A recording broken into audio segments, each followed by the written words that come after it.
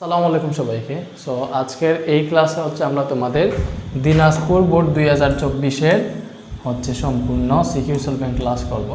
অর্থাৎ দিনাজপুর বোর্ড 2024-এর সবগুলা কোয়েশ্চেন হচ্ছে আমরা সলভ করব, সিকিউ যেগুলা এইগুলা, ঠিক আছে। তো সিকিউ সলভ করব, পরবর্তীতে এমসিকিউ দিতে পারি যদি তোমরা বলো। যারা এমসিকিউ চাও অবশ্যই কমেন্ট করতে হবে, কমেন্ট করে জানা এমসিকিউ চাও কি না, ঠিক আছে। সো দেখো আমরা শুরু করে দিই। এখন আর অনেক বোর্ড দিয়ে দিস, এখন আর বলবো না কী কী পড়াবো। অবশ্যই সিকিউগুলো একটু ডেসক্রাইবলি পড়াবো যাতে হচ্ছে মানে এগুলো ভালোভাবে বুঝে দেন সলভ করতে পারো, ঠিক আছে।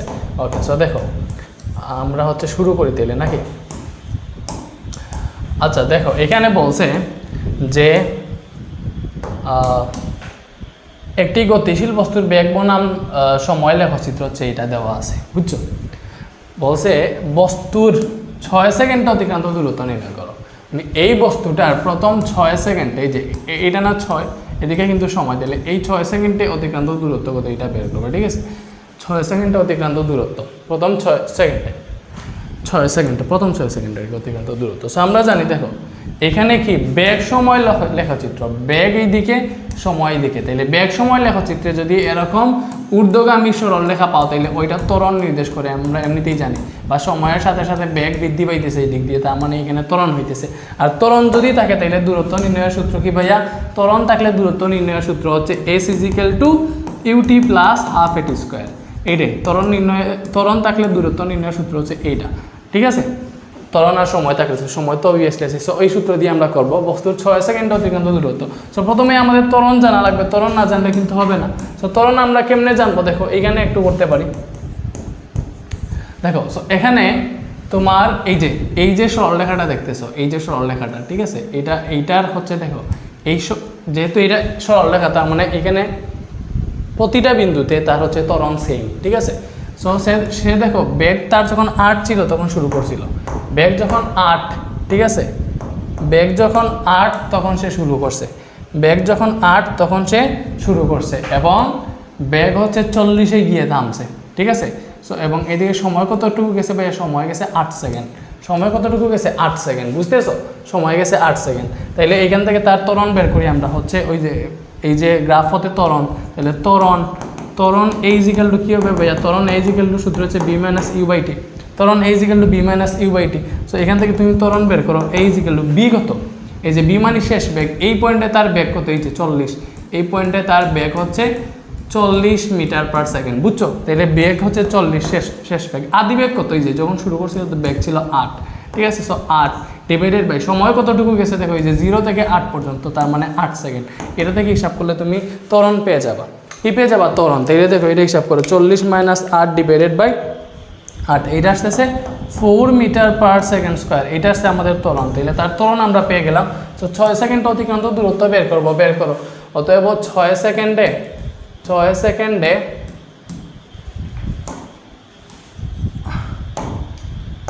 ওকে দেখো 6 সেকেন্ডে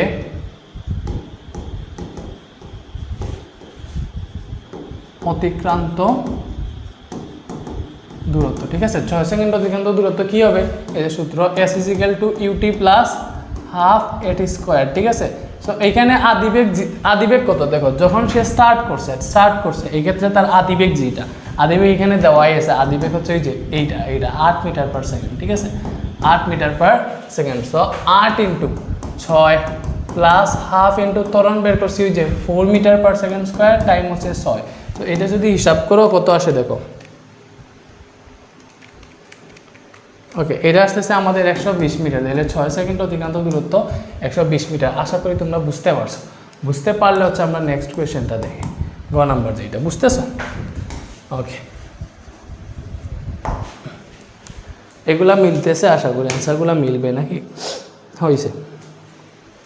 এটা বলছে দেখো উদ্দীপকের লেখচিত্রে দেখে ত্বরণ সময় লেখচিত্র অঙ্কন করো। তার মানে এটা দেখে হচ্ছে আমরা এটা ত্বরণ সময় লেখচিত্র অঙ্কন করবো, এটা সম্পূর্ণ লেখ হতে আর কি। সো এটা কতটুকু ভাই তোমাদেরকে দেখাই, এইগুলো মুছে, ঠিক আছে। এটার লেখটা কতটুকু দেখাই, এই যে এখান থেকে শুরু হয়েছে, এখানে একটা বাস, এখানে একটা বাস। সো এতটুকু হচ্ছে সম্পূর্ণ লেখ, ঠিক আছে। সো এখানে তুমি 3টা পয়েন্ট পাবা, 3টা জাংশন পাবা। কয়টা জাংশন পাবা? 3টা জাংশন, ঠিক আছে। তিনটা তিনটা। সো কী কী দেখো আমরা একটু চিন্তা করি, মনে করো হচ্ছে এটা আমাদের এ বিন্দু, এটা বি বিন্দু, এটা সি বিন্দু, এটা ডি বিন্দু, ঠিক আছে, এইভাবেই তো। সো দেখো আমরা এই এবি অংশের সব সময় তার ত্বরণ সেম ছিল, বিসি অংশ ত্বরণ যদি থাকে এই ত্বরণ সেম থাকবে, সিডি অংশ ত্বরণ থাকলে এটা সেম থাকবে, বিকজ এগুলো সরল রেখা।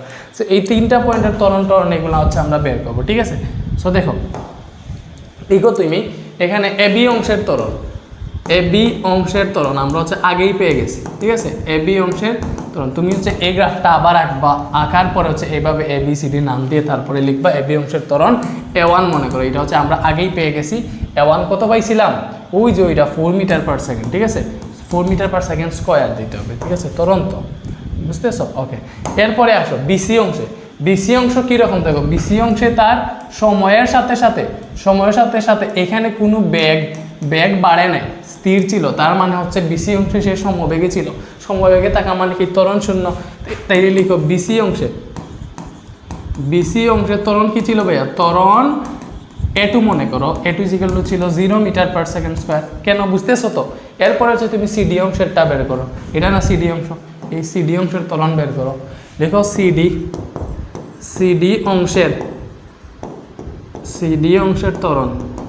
অংশের ত্বরণ যদি A3 হয়, এটা সেম সূত্র হবে B - U/T। সো এখান থেকে তুমি হিসাব করো বি কত, এই যে তার শেষ বেগ এই ডি বিন্দুতে বেগ কত, এই যে এটা 32, কত ভাইয়া 32, তাহলে 32 মাইনাস আদি বেগ কত, এই যে সি বিন্দুতে তার বেগ ছিল হচ্ছে 40, ঠিক আছে। সো 40 ডিভাইডেড বাই টাইম কত, এখানে লস হয়েছে, টাইম কত হয়ে গেছে দেখো, টাইম কত, এই যে এই সিডি অংশে দেখো 14 থেকে 18, তার মানে টাইম হচ্ছে মাত্র 4 সেকেন্ড, 14 থেকে 18, বা তুমি হচ্ছে এখানে এইভাবে লিখতে পারো যে 18 - 14, এখান থেকে 4, এইভাবে দেখাইতে পারো, তোমার যেরকম ইচ্ছা সেরকম, ঠিক আছে।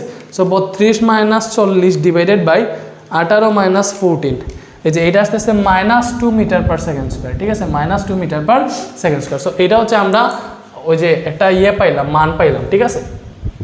সো ভাইয়া তোমাকে দেখাই এখানে কি গ্রাফ আঁকা যাবে নাকি, হ্যাঁ এখানে চাইলে আমরা গ্রাফ আঁকতে পারবো।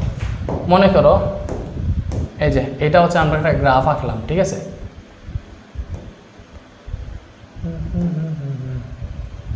এইটা মনে করো একটা গ্রাফ আঁকলাম, ঠিক আছে, এটা একটা অক্ষ, এটা হচ্ছে আরেকটা অক্ষ মনে করো, বুঝতেছো, ওকে।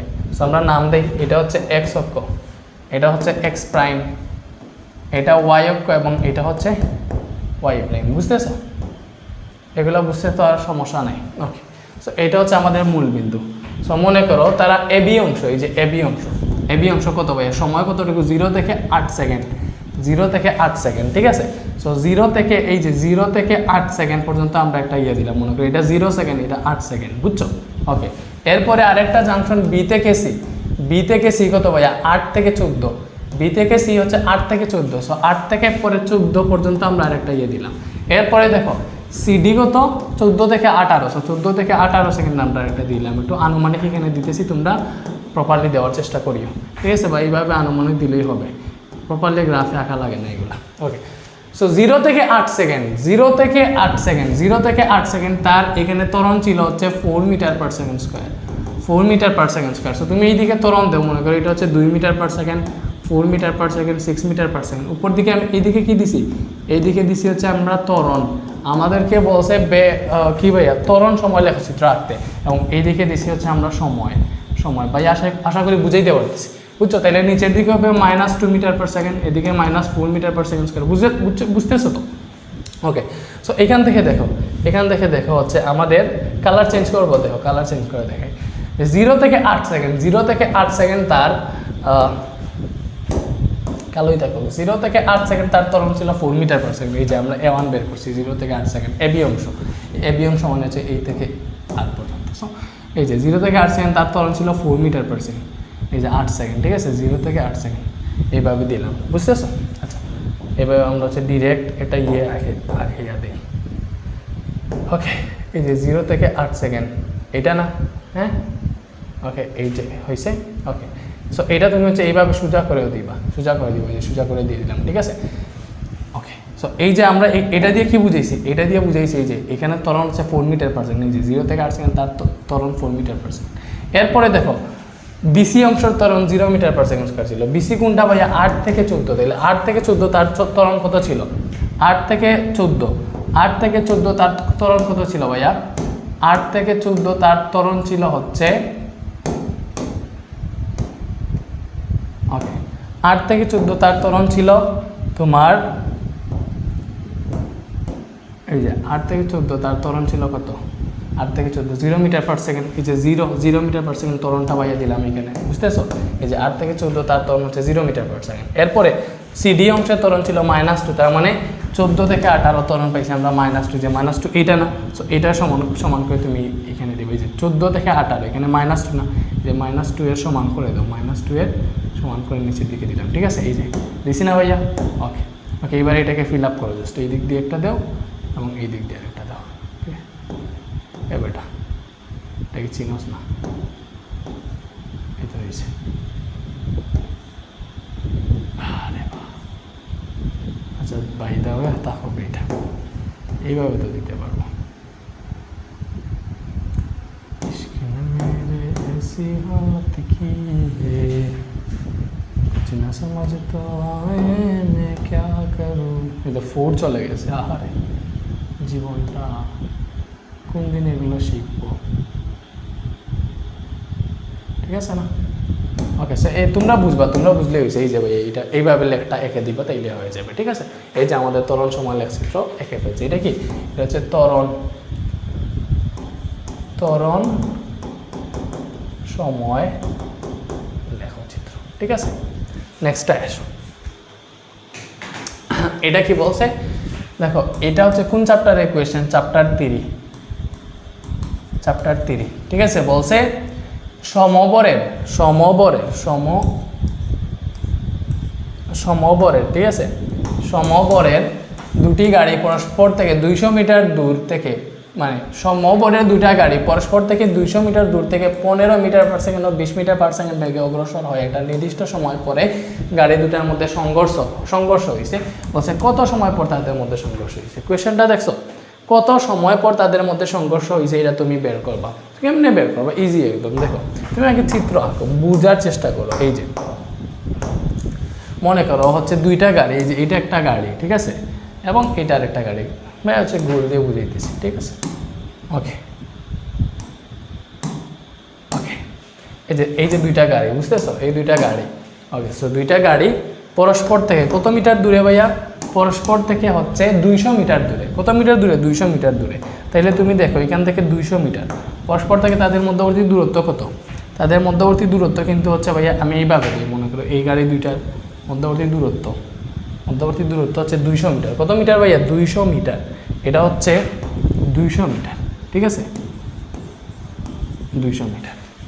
সো এইটা যাইতেছে এই দিকে, এইটা আসতেছে এই দিকে, পরস্পরের দিকে আর কি, বুঝছো? পরস্পর থেকে 200 মিটার দূর থেকে, আচ্ছা, সম্ভব দুটি গাড়ি পরস্পর থেকে 200 মিটার দূর থেকে 15 মিটার পার সেকেন্ড ও 20 মিটার পার সেকেন্ড অগ্রসর হয়ে একটি নির্দিষ্ট সময় পরে গাড়ি দুইটার মধ্যে সংঘর্ষ হলো। পরস্পর থেকে 200 মিটার দূর থেকে 15 মিটার পার সেকেন্ড ও 20 মিটার পার সেকেন্ড বেগে অগ্রসর হয় একটা নির্দিষ্ট সময় পরে গাড়ি দুইটার মধ্যে সংঘর্ষ হলো। আচ্ছা, এটা কি মুখামুখি বলছে না হচ্ছে মানে দুইটার দিক একই দিকে না ভিন্ন দিকে? এটা আমি বুঝবো কেমনে? এটা তো ডিরেক্ট উল্লেখ করে দেয় নাই, ঠিক আছে? এটা তো ডিরেক্ট উল্লেখ করে দেয় নাই, এটা আমি কেমনে বুঝবো? দেখি এটা,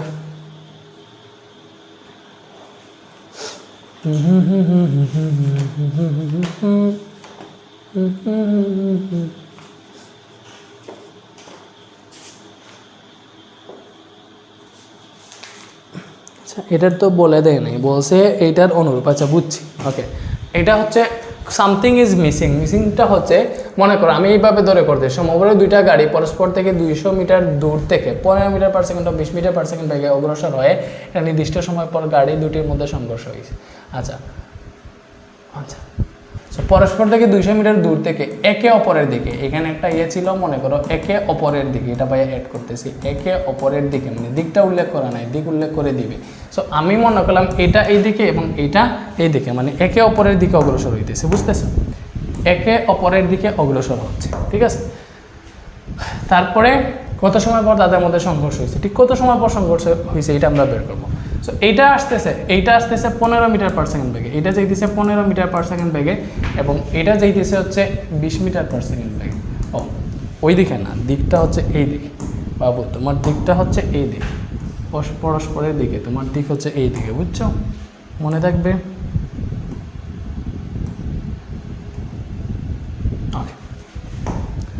ওকে, সো মনে করলাম কত সময় পর তাদের মধ্যে সংঘর্ষ হবে, তুমি ধরবা দড়ি টি সেকেন্ড পর তাদের মধ্যে সংঘর্ষ হবে, টি সেকেন্ড পর তাদের মধ্যে সংঘর্ষ হবে, ঠিক আছে? আমরা কি ধরছি, টি সেকেন্ড পর তাদের মধ্যে সংঘর্ষ হবে, এই যে টি সেকেন্ড।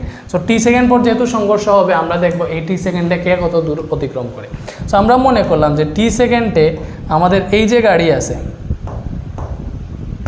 টি সেকেন্ডে আমরা মনে করলাম হচ্ছে আমাদের এই যে গাড়ি আছে, এইটা মনে করো হচ্ছে এতটুকু আসছে, ঠিক আছে? হ্যাঁ, এবং আমরা মনে করলাম এই গাড়িটা এতটুকু আসছে, কতটুকু? এতটুকু। বুঝছো ভাই, কি বুঝাইতে পারছি? ধরলাম একটা ধরছি টি সেকেন্ডে, একটা ধরছি হচ্ছে টি সেকেন্ডে কতটুকু আসছে, এতটুকু, আর একটা আসছে এতটুকু, বুঝছো?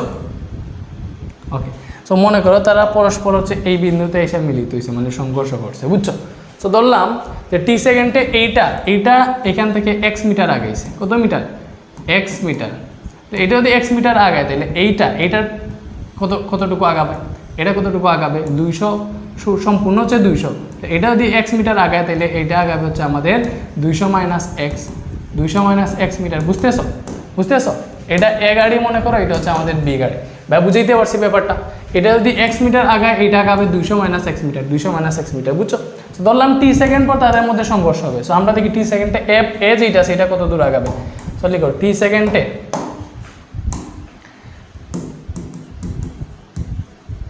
টি সেকেন্ডে এ গাড়ির অতিক্রান্ত দূরত্ব, ঠিক আছে? অতিক্রান্ত দূরত্ব কি হবে? মনে করো S1 হচ্ছে BT। সো এটা দেখে করো, S1 মানে কত? X ধরছি, S1 এর অতিক্রান্ত দূরত্ব X ধরছি, B হচ্ছে এ গাড়ির বেগ 15 মিটার পার সেকেন্ড, আমরা টি তো না জানি না, ঠিক আছে? X হলো 15, এটা মনে করো। এবং সেম বি গাড়ির ক্ষেত্রে বি গাড়ির অতিক্রান্ত দূরত্ব কি হবে? বি গাড়ির অতিক্রান্ত দূরত্ব, সো দেখো বি গাড়ির অতিক্রান্ত দূরত্ব হবে S2। এই S2 is equal to same BT সূত্র। তাহলে S2 দেখো, S2 কত? এইটা বি গাড়ির অতিক্রান্ত দূরত্ব 200 মাইনাস এক্স ধরছি, তাহলে এটা হবে 200 minus x equal to be হচ্ছে 20 মিটার পার সেকেন্ড বি গাড়ির ক্ষেত্রে, 20 এইটা, এবং টি হচ্ছে সেম। সো আমরা এখানে পাইলাম 200 মাইনাস এক্স ইজিক্যাল টু 20টি, এক্সের জায়গায় 15টি বসাইতে পারবো, ঠিক আছে? এখানে 20টি আছে, এই তো মিলে যাবে, বুঝছো? সো এখান থেকে দেখো পাইলাম 20টি আছে, এই মাইনাস 15টি ওইদিকে প্লাস হয়ে গেল আর কি, বুঝছো? এবং এইখানে 200 তো আছেই। ওকে, এখান থেকে দেখো তুমি কি পাবা, এটা যদি যোগ করো তাহলে কত আসে? 35টি, বুঝতেছো? Is equal two 200। ওকে, সো এখান থেকে দেখো টি কত আসবে? 200 ডিভাইডেড বাই 35, এটা তুমি কাউন্ট করো, এখান থেকে তুমি টি পেয়ে যাবা। ভাই বুঝাইতে পারছি? সো 200 ডিভাইডেড বাই 35, এটা আসতেছে 5.71 সেকেন্ড। তাহলে কত সময় পর তাদের মধ্যে সংঘর্ষ হবে ভাইয়া? 5.71 সেকেন্ড পর তাদের মধ্যে সংঘর্ষ হবে। আশা করি ভাই এটা তোমাদেরকে বুঝাইতে পারছি। হয়েছে না? দেখি ভাইয়া আনসার মিলে দেখি ঠিকঠাক মতো করছি কিনা।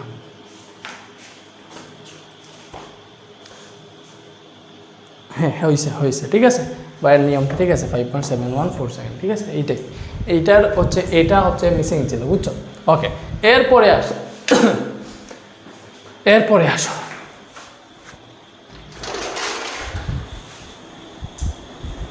ওকে, এরপরে আসো। বলছে গ নাম্বারটা, সংঘর্ষের পূর্বে ও পরে তার গাড়ি দুটির মোট শক্তির কোনো পরিবর্তন হবে কিনা। এটা বলছে যে সংঘর্ষের পূর্বে ও পরে গাড়ি দুইটার মোট শক্তির কোনো পরিবর্তন হবে কিনা, এইটা হচ্ছে আমরা দেখাইব। ওকে, সংঘর্ষের পূর্বে ও পরে, ঠিক আছে? সো ঘ নাম্বারটা। ওকে, সো আমরা জানি হচ্ছে মোট শক্তির সংরক্ষণশীলতার সূত্র কি ভাইয়া? Half into m1 u1 square plus half m2 u2 square equal to half m1 b1 square plus half m2 b2 square. এটাই তো সূত্র, বুঝছো? ওকে, সো বলছে সংঘর্ষের পূর্বে ও পরে গাড়ি দুটার মোট শক্তির কোনো পরিবর্তন হবে কিনা। তার মানে গাড়ি দুইটার মোট শক্তি সংঘর্ষের পূর্বে যেটুকু ছিল সংঘর্ষের পরেও সেমটুকু আছে কিনা এটা দেখাবো আর কি, এটা দেখবো, চেক করব। তার মানে আমাদের এইটা বের করতে হবে যে সংঘর্ষের পূর্বে গাড়ি দুইটার মোট শক্তি কত এবং সংঘর্ষের পরে গাড়ি দুইটার মোট শক্তি কত। দুইটা যদি সমান হয় তাইলে শক্তির কোনো পরিবর্তন হয় নাই, ঠিক আছে।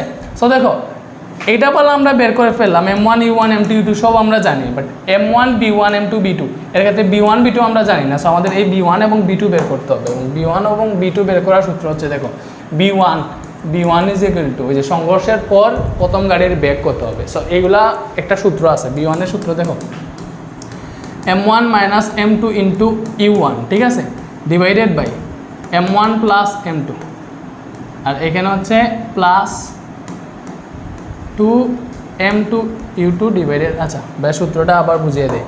সূত্রটা হচ্ছে এরকম যে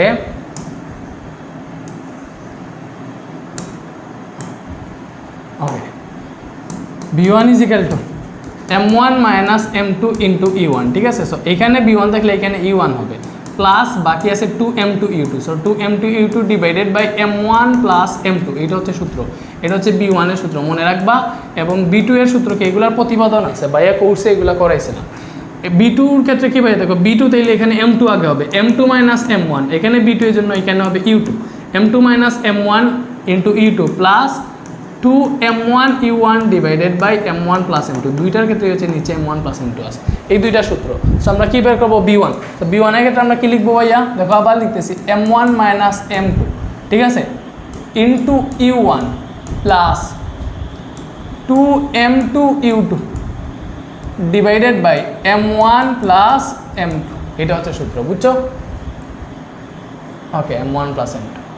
সো ভাইয়া ঠিকঠাক মতো সূত্র লিখছি আশা করি।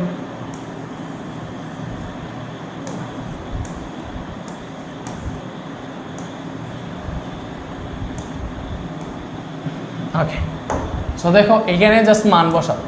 M1 কত ভাইয়া, M1 কত বলো? M1 এই যে প্রথম গাড়ির বর দিছে, এখানে তো বর টর দেয় নাই। সমবরের দুইটা গাড়ি, সমবর মানে M1 M2 সব সমান, সমবর M1 M2 সমান, M1 M2 সমান হলে তো এটা 0 হয়ে যাবে, বুঝতেছো? বিকজ M1 M2 সমান 2 ইন্টু M1 এর জায়গায় U2 কত। আচ্ছা একটা জিনিস বুঝতে হবে, এখানে হচ্ছে আমরা এই দূরত্ব ধরছিলাম, এই দূরত্বের ক্ষেত্রে তার 20 মিটার পার সেকেন্ড, ঠিক আছে, এই দিকে আসতেছিল, দিক কাউন্ট করি নাই, ঠিক আছে, দিক কাউন্ট করার প্রয়োজন নাই। বিকজ আমরা দেখছি যে সে 15 মিটার পার সেকেন্ডে এদিকে কতটুকু যায়, আর এটার ক্ষেত্রে দেখছি 20 মিটার পার সেকেন্ডে এদিকে কতটুকু যায়। বাট এইসবের ক্ষেত্রে এসে তোমার হচ্ছে সূত্রের মানে বেগের দিক দেখতে হবে। সো এই দিকটাকে যদি আমরা পজিটিভ ধরি, এই দিকটাকে নেগেটিভ ধরতে হবে, বুঝছো? সো আমরা যদি এখানে U1 যেটা এটা 15 মিটার পার সেকেন্ড ধরি এবং U1 এর দিক হয় এই দিকে, তাহলে U2 যেটা এইটার দিক যদি এই দিকে হয় তাহলে এইটাকে মাইনাস 20 মিটার পার সেকেন্ড ধরতে হবে, কারণ এই দিকের উল্টা দিক হচ্ছে এটা, বুঝতেছো বা বুঝে দিতে পারছি? তাহলে U2 হবে হচ্ছে মাইনাস 20, নিচে M1 প্লাস M2 না, তাইলে এইটা M প্লাস M মনে করো, দুইটা তো সেম না। ওকে, তাহলে এইটা হবে দেখো মাইনাস B1 কত আসতেছে মাইনাস 40 ডিভাইডেড বাই 2M, এইটা আসছে না, এটা তো B1 আসতেছে, দেখছো মাইনাস 40 ডিভাইডেড বাই 2M, ঠিক আছে না? এইভাবেই তো এইগুলা।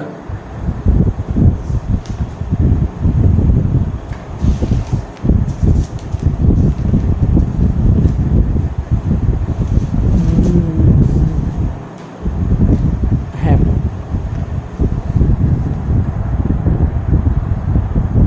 ওকে, আচ্ছা এখানে এই যে সমস্যা হয়েছে উপরে M আছে না, তো উপরে M আছে, M এ কাটলে তো এখানে মাইনাস 20 মিটার পার সেকেন্ড হবে, ঠিক আছে। B1 হচ্ছে মাইনাস 20 মিটার পার সেকেন্ড। সেইভাবে B2 বের করো, B2 সূত্র হবে M2 minus M1 into U2 plus 2M1 U1 divided by M1 plus M2, ঠিক আছে। ওকে, তাহলে আমি প্যাচ খাইতেছি কেন, এটা কোনো কথা? ওকে দেখো তাইলে এখানে মান বসাও, এটা তো দুইটা সেম, তাইলে এটা 0 হয়ে যাবে, ঠিক আছে। 2 ইন্টু M1 এর জায়গায় U1 কত, U1 হচ্ছে এই যে 15 মিটার পার সেকেন্ড, এবং নিচে দেখো এই দুইটাই হবে M প্লাস M মানে 2M আর কি, বুঝেছো? উপরে হবে দেখো 15 দুগুণা 30M, নিচে আছে তোমার হচ্ছে 2M, M এ কাটা, এটা তো 15ই আসতেছে, 15 মিটার সেকেন্ড পার সেকেন্ডই আসছে। সো B2 কত আসছে ভাইয়া? B2 আসছে 15 মিটার পার সেকেন্ড। হ্যাঁ আচ্ছা আচ্ছা ওকে, তাইলে দেখো সো B2 হচ্ছে 15 মিটার পার সেকেন্ড। এইবারে তুমি দেখো ভাইয়া, এইবারে তুমি দেখো হচ্ছে ওকে, তাহলে এইবারে দেখো তোমার বাকিটা। সো আমরা B1 B2 দুইটা পেয়ে গেছি, B1 B2 দুইটা পেয়ে গেছি না? হ্যাঁ, দুইটা পেয়ে গেছি, B1 B2 দুইটাই হচ্ছে আমরা পেয়ে গেছি। তাইলে হচ্ছে লিখো সংঘর্ষের পূর্বে মোট শক্তি, সংঘর্ষের পূর্বে মোট শক্তি লিখো, সংঘর্ষের পূর্বে মোট শক্তি। তাহলে সংঘর্ষের পূর্বে মোট শক্তি কী হবে? সংঘর্ষের পূর্বে মোট শক্তি হবে half into m1u1 square plus half m2u2 square. এটা হচ্ছে সংঘর্ষের আগে মোট শক্তি, ঠিক আছে? সো হাফ ইন্টু m1 কত ভাইয়া? m1 হচ্ছে এই যে এগুলো তো এমই আর কি, u1 হচ্ছে ভাইয়া মনে আছে 15, তাইলে 15 স্কোয়ার প্লাস হাফ ইন্টু m2-র জায়গায় m, e2-র জায়গায় হচ্ছে ভাইয়া -20, e2-র দিকটা তো নেগেটিভ ধরছিলাম না, তাই না? -20 স্কোয়ার। সো এটা যদি হিসাব করো কত আসে দেখো, এটা যদি হিসাব করো তাইলে 15 স্কোয়ার ভাগ 2 প্লাস 20 স্কোয়ার -20 স্কোয়ার ভাগ, ওকে। সো এটা আসতেছে 312.5 m জুল, ঠিক আছে? এখানে m আছে, এইটা আসতেছে আমাদের সংঘর্ষের পূর্বে, এবং তাহলে সংঘর্ষের পরে মোট শক্তিও বার করবো। সেম সূত্রটা কী হবে? Half m1b1 square plus half m2b2 square. So এখানে তো m1 m2 এগুলো সেম আর কি। সো হাফ m1-এর জায়গায় m b1-এর জায়গায় দেখো b1 কত বের হয়েছে? -20, so -20 square plus half into m into 15 square, বুঝছো? সো এটাও সেম আসবে, দেখা যাইতেছে সবগুলোই তো সেম। তাহলে 312.5 m জুল, তার মানে আমাদের সেম আসছে না? এই যে সংঘর্ষের পূর্বেও পরে এই দুইটার মোট শক্তি কোনো পরিবর্তন হবে? কোনো পরিবর্তন হবে না, কোনো পরিবর্তন হবে না, বুঝছো? ওকে, আশা করি বুঝাইতে পারছি এটা তোমাদেরকে। হ্যাঁ,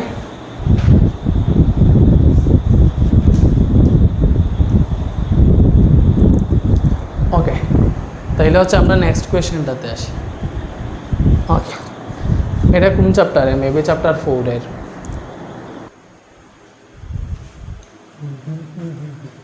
ওকে, সো দেখো বলছে আমাদের এটা অর্ধ উচ্চতায় এ বস্তুর বেগ নির্ণয় করা। আচ্ছা, অর্ধ উচ্চতায়, সো এখানে এ বস্তুকে যে সময়ে পড়তে দেওয়া হলো ঠিক এই সময়ে বি বস্তুকে খাড়া উপর দিকে নিক্ষেপ করা হলো, কোনো এক সময় তারা পরস্পরকে অতিক্রম করে। আচ্ছা, অর্ধ উচ্চতায় এ বস্তুর বেগ, তার মানে এ বস্তুকে যে উপর থেকে নিচের দিকে ফেলতেছে কত মিটার উপর থেকে? বা 120 মিটার উপর থেকে। বলছে অর্ধ উচ্চতায়, মনে করো এটা হচ্ছে অর্ধ উচ্চতা, এই অর্ধ উচ্চতায় আসার পরে বস্তুর বেগ নির্ণয় করবা। তাহলে অর্ধ উচ্চতা মনে করো সম্পূর্ণ যদি 120 হয়, অর্ধ উচ্চতা হবে 60 মিটার, ঠিক আছে? এই যে ভাইয়া দেখো, সম্পূর্ণ যদি 120 হয়, ঠিক আছে?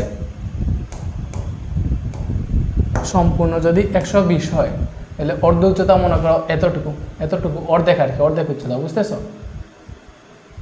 ওকে, সো সম্পূর্ণ যদি 120 হয়,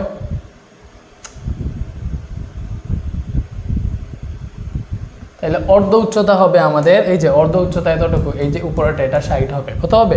60 হবে, বুঝতেছো? সো এইটা হবে মনে করো অর্ধ উচ্চতা 60 মিটার। সো এই 60 মিটার উচ্চতায় নামার পর, মানে 60 মিটার নামার পর এ বস্তুর বেগ, এই পয়েন্টে এসা এ বস্তুর বেগ বি কত হবে এটা বের করবা। সো উপর থেকে নিচে পড়তেছে, সূত্র কি? যে পড়ন্ত বস্তুর সূত্রগুলো তুমি ইউজ করতে পারবা, ঠিক আছে? অর্ধ উচ্চতায় এ বস্তুর বেগ, সো এ বস্তুর বেগ, ওকে। সো আমরা জানি v square is equal to u square plus 2gh, এটা দিয়ে করতে পারবো, ঠিক আছে? সো এখানে ইউ দেখো যেখান থেকে পড়তেছে ওইখানে তার কোনো বেগ নেই, তার মানে আদি বেগ 0। 2 × g মান 9.8, আর অর্ধ উচ্চতায় মানে h কত মিটার নামবে? 60 মিটার। তো এটা থেকে দেখো v square is equal to এখানে কত আসে?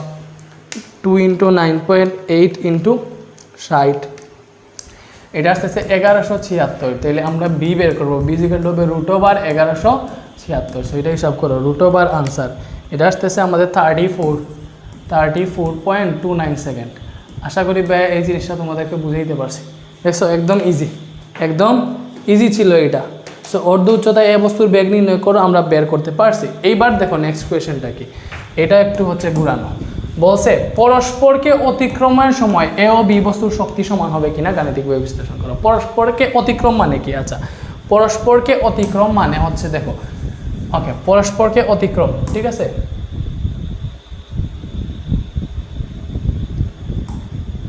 ওকে, পরস্পরকে অতিক্রম। সো আমরা এটাকে একটু ভিজুয়ালাইজ ভাবে সুন্দরভাবে চিন্তা করি, ভাইয়া কি এখানে এই জিনিসটা আঁকবো। সো আঁকি মনে করো এই যে এটা মনে করো হচ্ছে উপর, এইটা মনে করো নিচ, ঠিক আছে। ওকে,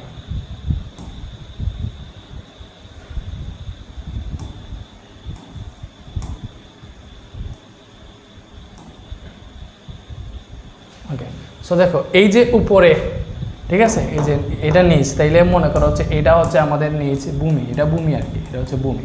ওকে, সো এইটাকে, এই বস্তুটাকে কত meter per second, 30 meter per second বেগে উপর দিকে নিক্ষেপ করছে। এবং এখানে একটা বস্তু, বস্তু যেটা, এটাকে হচ্ছে উপর থেকে জাস্ট নিচে ফালাই দিছে। এই যে তাদের মধ্যবর্তী উচ্চতা কত, তাদের মধ্যবর্তী উচ্চতা এইখানটা হচ্ছে ভাইয়া, এই উচ্চতাটা হচ্ছে 120 মিটার। কত মিটার? এই উচ্চতাটা হচ্ছে 120 মিটার। উচ্চতাটা কত ভাইয়া? 120 মিটার। ওকে, সো বলছে পরস্পরকে অতিক্রমের সময় এ ও বি বস্তুর শক্তি সমান হবে কিনা এটা বের করবো। সো আগে আমাদেরকে দেখতে হবে তারা কোন সময় পরস্পরকে অতিক্রম করে, এক্স্যাক্টলি কোন সময় পরস্পরকে অতিক্রম করে এটা বের করে দেখতে হবে না। সো আমরা দড়ি, এই যে মনে করো এটা দড়ি, যে এটা উপর থেকে হচ্ছে এতটুকু নামছে, ঠিক, এটা যখন এতটুকু নামছে, এই যে মনে করো এটা উপর থেকে এতটুকু নামছে, এবং সেম সময়ে এইটা নিচের যেটা, এটা হচ্ছে এতটুকু উঠছে আর কি, দুইটা সমান দূরত্ব অতিক্রম করতেছে। তো বুঝতেছো? সো আমি হচ্ছে এইগুলো এক্স্যাক্টলি আইকা তোমাদেরকে দেখাই। মনে করো এটা না, হ্যাঁ এটা হচ্ছে আমি কেমনে, এই যে দেখো, ওই যে সমান না, দেখো এটা যতটুকু নামছে এটাও সেম দূরত্ব উঠছে, সেম পরিমাণ দূরত্ব উপর দিকে উঠছে। তো এইটা হচ্ছে আমরা চিহ্নিত করলাম, যে মনে করো এটা এতটুকু উঠছে এবং এইটা এতটুকু নামছে, এইটা এতটুকু নামছে, এবং এই পয়েন্টটা এসা তারা সমান দূরত্ব, এই যে একদম সমান দূরত্ব অতিক্রম করছে। কি দূরত্ব অতিক্রম করছে ভাইয়া? সমান দূরত্ব অতিক্রম করছে, তাইছো? ওকে, তারা সমান দূরত্ব অতিক্রম করছে। So total 120 metre. সো মনে করি এ বস্তুটা হচ্ছে উপর থেকে, আচ্ছা এটা ধরি যে এ বস্তুটা উপর থেকে এক্স মিটার উপরে উঠছে, ঠিক আছে, হ্যাঁ সরি বি বস্তু, এটা বি বস্তু ধরলাম, বি বস্তুটা উপর থেকে এক্স মিটার উপরে, মানে নিচ থেকে এক্স মিটার উপরে উঠছে, তাইলে এই এ বস্তুটা কতটুকু নিচে নামছে যদি তারা অতিক্রম করার সময়, মানে ঠিক যখন মিলিত হয়েছে তখন যদি বের করতে চাই। টোটাল তো 120, এটা যদি এক্স হয় এটা হবে ভাইয়া 120 মাইনাস এক্স, এটা হবে 120 মাইনাস এক্স মিটার, দুইটাই আর কি। সো আমরা এইটা দেখবো যে আমরা ধরবো যে দড়ি তারা হচ্ছে টি সেকেন্ড পর, ঠিক আছে, এইচ উচ্চতায় পরস্পর মিলিত হবে, বা এক্স উচ্চতায়, এক্স ধরছি, এক্স লিখবো। তো দড়ি বস্তুদ্বয় টি সেকেন্ড পর এক্স মিটার উচ্চতায়, ঠিক আছে, টি সেকেন্ড পর এক্স মিটার উচ্চতায় পরস্পরকে, ঠিক আছে, পরস্পরকে অতিক্রম করে, ঠিক আছে, এটা আমরা ধরলাম যে তারা টি সেকেন্ড পর এক্স মিটার উচ্চতায় পরস্পরকে অতিক্রম করে। সো ওই যে এক্স মিটার উচ্চতাটা কত, ওইটা আমাদেরকে বের করতে হবে, ঠিক আছে। সো এই টি সেকেন্ডে এই যে টি সেকেন্ড আমরা ধরছি, এই টি সেকেন্ডে বি বস্তু কতটুকু নামবে এটা ধরো, এই টি সেকেন্ডে বি বস্তুর অতিক্রান্ত দূরত্ব। ওকে, সো এখানে কোন সূত্র ইউজ হবে? H is equal to u t minus half g t square. ভাইয়া মাইনাস কেন দিলাম? বিকজ বি বস্তুটা উপর দিকে উঠতেছে, দেখছো ভূমি থেকে উপর দিকে উঠতেছে, তার মানে অবিকর্ষজ বলে বিপরীত দিকে উঠতেছে। এটা হচ্ছে নিক্ষিপ্ত বস্তুর ক্ষেত্রে মাইনাস হয়, তোমরা জানো। ওকে, সো এখানে তার আদিবেগ দেওয়া আছে, আদিবেগ কত ভাইয়া? 30 মিটার পার সেকেন্ড, তাহলে 30টি, ওকে, মাইনাস হাফ ইন্টু জির মান 9.8, এবং এখানে টি স্কোয়ার তো আছে, এবং এই এইচ কত আমরা ধরছি এক্স মিটার উপরে, এক্স, ঠিক আছে, এইচটা কত ভাইয়া? এইচ হচ্ছে এক্স। ওকে, সো এইটা হচ্ছে এক্স ইজিক্যাল টু, এটা কি হইল রে?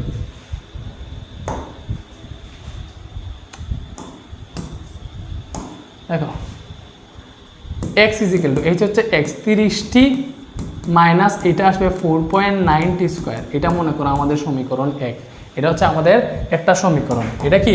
এটা হচ্ছে একটা সমীকরণ, এটা তুমি হচ্ছে মনে রাখো। এটা কি ভাইয়া? এটা হচ্ছে আমাদের একটা সমীকরণ, বুঝতেছো? ওকে, সো এটা হচ্ছে আমাদের একটা সমীকরণ। সেমভাবে আমরা আরেকটা সমীকরণ বের করব এ বস্তুর ক্ষেত্রে। সো লিখো এ বস্তুর ক্ষেত্রে এই যে টি সেকেন্ড দিচ্ছে, এই টি সেকেন্ড অতিক্রান্ত দূরত্ব, টি সেকেন্ডে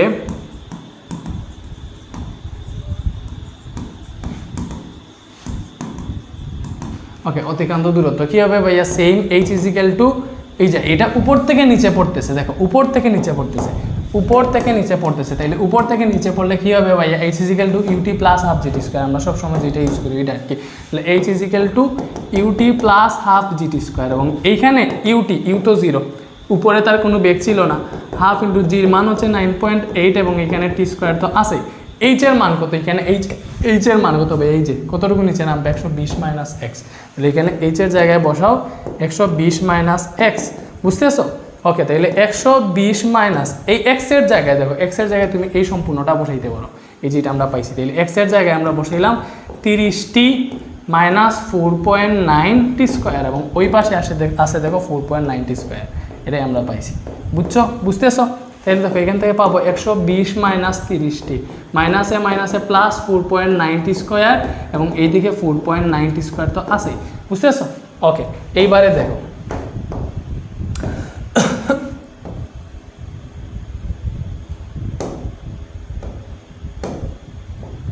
ওকে, এইবারে দেখো এইখান থেকে হচ্ছে আমরা কি পাবো ভাইয়া? 120 মাইনাস, ওকে এখান থেকে বুঝতেছো 4.90 স্কোয়ার যদি আমি ওই পাশে নেই ওইটা এমনিতেই মাইনাস হয়ে যাবে, তার মানে এই দুইটা কাটা যাবে আর কি, বুঝতেছো? মাইনাস 30টি যেটা আছে ওইটাকে ওই পাশে নিয়ে নেই, লিখো ইকুয়াল টু মাইনাস 30টা ওই পাশে গিয়ে প্লাস 30টি হয়ে গেছে। এখান থেকে আমরা টি বের করি, টি ইকুয়াল টু হবে 120 ডিভাইডেড বাই 30, সো এটা আসতেছে প্রায় 4 সেকেন্ড। কত সেকেন্ড? 4 সেকেন্ড। টি আসতেছে 4 সেকেন্ড। তাহলে টি যদি 4 সেকেন্ড আসে, এই এক্সটা কত আমরা বের করি, এই এক্স কত এটা বের করি। তাহলে এক্স অতএব এক্স ইজিক্যাল টু হবে, এক্সের শর্ত কি যে এটা এক্স 30টি মাইনাস 4.90 স্কোয়ার, এটা ছিল আর কি। এখান থেকে জাস্ট টি এর যে মান বসাও, 30 ইন্টু 4 মাইনাস 4.9 ইন্টু 4 স্কোয়ার, এই যে এখান থেকে তুমি এক্সের মানটা পেয়ে যাবা। সো দেখো 30 ইন্টু 4 মাইনাস 4.9 ইন্টু 4 স্কোয়ার, এটা আসতেছে 41.6। কত আসতেছে? 41.6 মিটার। তার মানে আমরা বুঝলাম তারা ভূমি হতে 41 মিটার, 41.6 মিটার উচ্চতায়, 41.6 মিটার উচ্চতায় তারা হচ্ছে কি হবে? পরস্পরকে অতিক্রম করবে। তার মানে ভূমি হতে 41.6 মিটার উচ্চতায় এই পয়েন্টটাতে এ এবং বি বস্তুর শক্তি হিসাব করব এবং দেখবো এই শক্তিটা সমান কিনা। এটাই তো এই কোয়েশ্চেনে তারা জানতে চাইছে, বুঝতেছো? ওকে,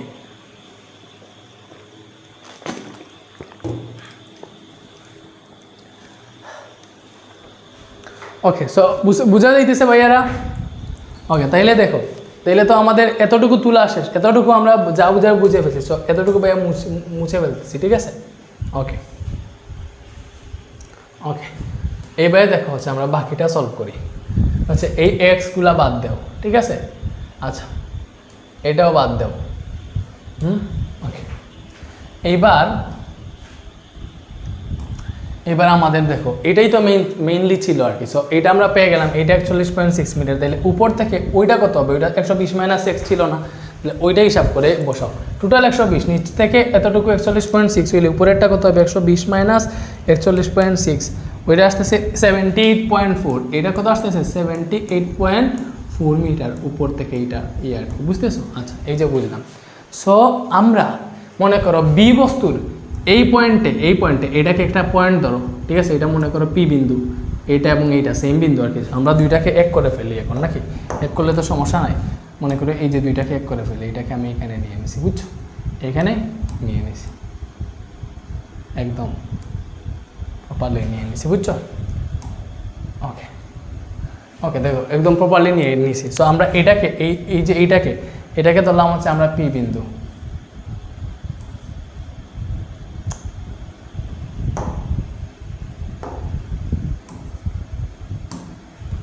সো এটাকে ধরছি হচ্ছে আমরা পি বিন্দু, বুঝছো?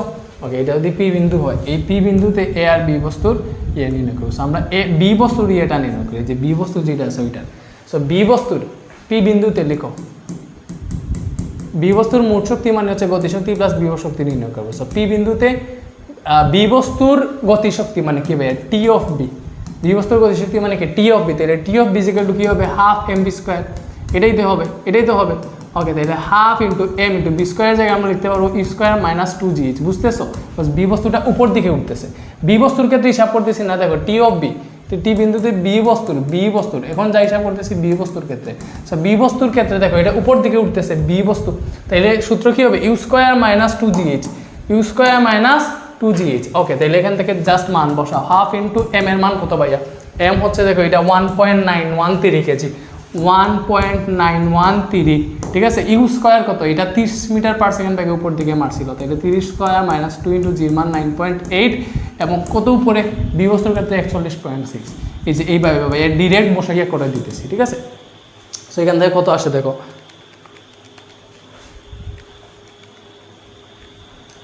30 স্কোয়ার মাইনাস 2 ইন্টু 9.8 ইন্টু 41.6। এই যে এটা কত আসতেছে ভাই? এটা আসতেছে আমাদের 80.9581, ঠিক আছে, 958 এত আসতেছে, এত জুল, বুঝছো? সেমভাবে এই যে এই পি বিন্দুতে বি বস্তুর গতি মানে বিভব শক্তি নির্ণয় করো, তাহলে বি অফ বি, এটা কি বিভব শক্তি? এটা হচ্ছে গতিশক্তি, এগুলো তো বুঝতেছো, এটা গতিশক্তি এবং এখন যেটা বের করতেছি এটা হচ্ছে বিভব শক্তি। সো আমরা বিভব শক্তিটাও কাউন্ট করি। সো বিভব শক্তি কী হবে? বিভব শক্তি V equal to mgh, M তো কত 1.913, জি 9.8 এবং উচ্চতার ক্ষেত্রে হিসাব হচ্ছে বিভব শক্তির ক্ষেত্রে মাটি থেকে কতটুকু উপরে আছে? মাটি থেকে 41.6 মিটার উপরে আছে।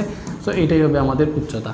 তো এটা হিসাব করো 1.913 ইন্টু 9.8 ইন্টু 41.6, এটা আসতেছে 779.891, আচ্ছা 89 এতটুকুই থাকো, এতটুকু 2 ঘরেই থাকো, বুঝতেছো?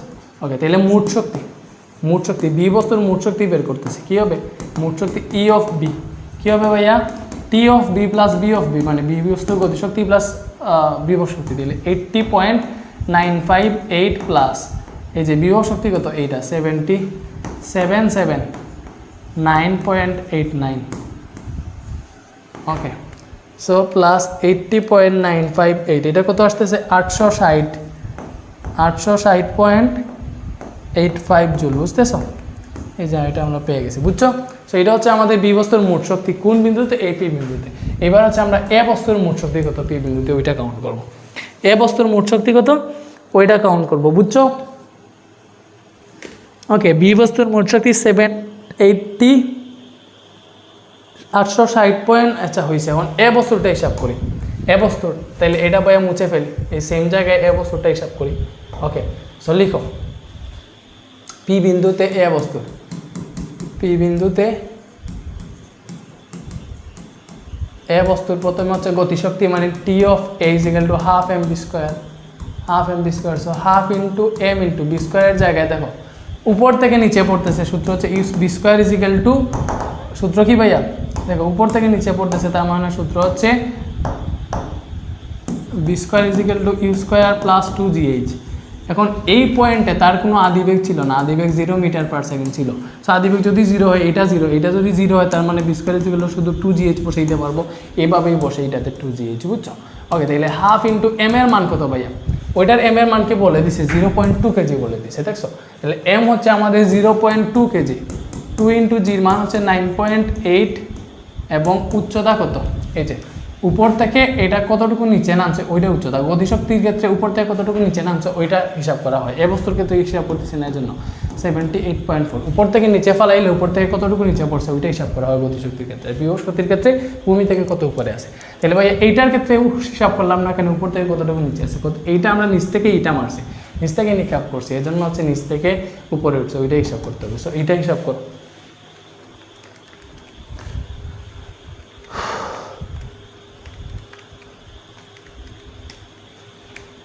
ওকে, এটা আসতেছে দেখো 153.66 এত জুল, বুঝছো? ওকে, সেমভাবে তুমি নির্ণয় করো টি অফ মানে বিভব শক্তি, এ বিন্দুর বিভব শক্তি, ঠিক আছে? এ বিন্দুর বিভব শক্তি, সরি এ বস্তুর বিভব শক্তি পি বিন্দুতে, এগুলো হবে তোমার বি অফ এ, মানে এ বস্তুর বিভব শক্তি বের করতেছি, বুঝছো? কি হবে? mgh। সো এম কত? এম হচ্ছে 0.2 কেজি, জির মান 9.8, আর বিভব শক্তির ক্ষেত্রে ভূমি থেকে কতটুকু উপরে আছে এটা হিসাব করা হয়। তাহলে পি বস্তুটা ভূমি থেকে 41.6 মিটার উপরে আছে, 41.6, ঠিক আছে? ওইটা মানে এ বস্তুর ক্ষেত্রে দেখো ভূমি থেকে কতটুকু উপরে আছে ওইটা হিসাব করতেছি, বুঝছো? তোমরা আবার উপরেরটা হিসাব করিও না, পরে হচ্ছে মারা খাবা। এই যে এখান থেকে দেখো 0.2 ইন্টু 9.8 ইন্টু 41.6, সো এটা আসতেছে 81.536 জুল। সো মোট কত, মোট হিসাব করো, মানে হচ্ছে এ বস্তুর মোট শক্তি ই অফ এ কী হবে ভাইয়া, T of A plus V of A, এই দুইটার যোগফল আর কি। তো টি অফ এ হচ্ছে 153.664 প্লাস বি অফ এ কত, এটা 81.536, বুঝতেছো? 153.664, এটা অনেক লম্বা ছিল, অনেক সময় লস করে ফেলেছে। এটা আসতেছে 235.2 জুল। তাইলে এই যে তারা মানে এ ও বি বস্তু পরস্পরকে অতিক্রমের সময় মোট শক্তি কি সমান হইতেছে না, বিকজ ই অফ এ একটা বের হয়েছিল, ই অফ বি আর একটা বের হয়েছে। তাহলে ই অফ এ হচ্ছে একটা বের হয়েছে আর ই অফ বি আর একটা বের হয়েছিল, মনে আছে? দুইটা সমান নাই আর কি, ঠিক আছে? এই যে সমান নাই, এইটাই এটাই হচ্ছে আনসার, বুঝছো? ওকে, সো এটা যদি বোঝা হয়ে থাকে তাহলে তো আমরা নেক্সটটাতে যাইতে পারি আশা করি। এটা বুঝছো তোমরা? ক্লিয়ার একদম? ওকে, এটা ভালো একটা ম্যাথ ছিল, হ্যাঁ, ভালো লাগছে এটা।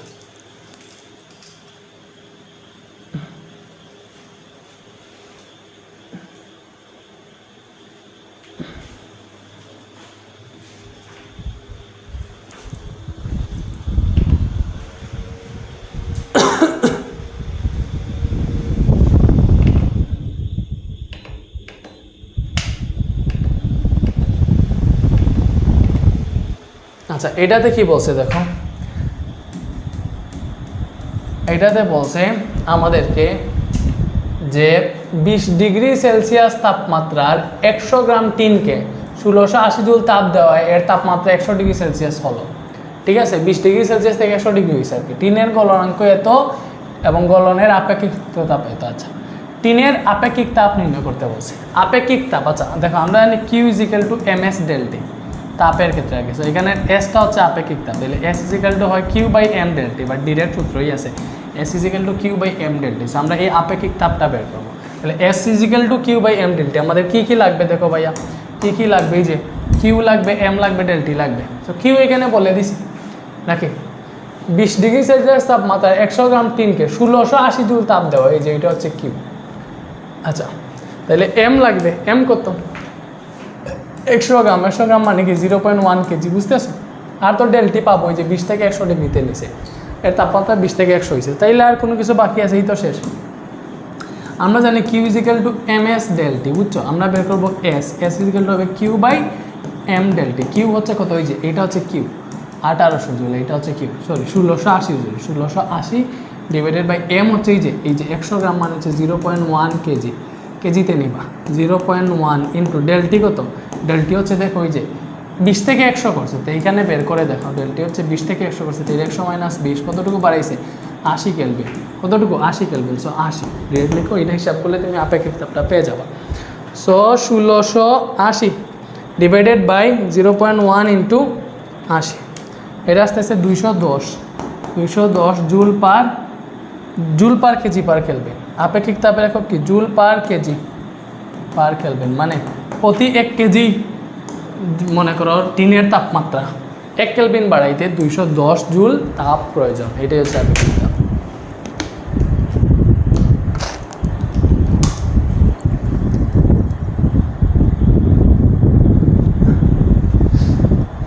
ওকে, এরপরে কি বলছে দেখো, এরপরে আমাদেরকে বলছে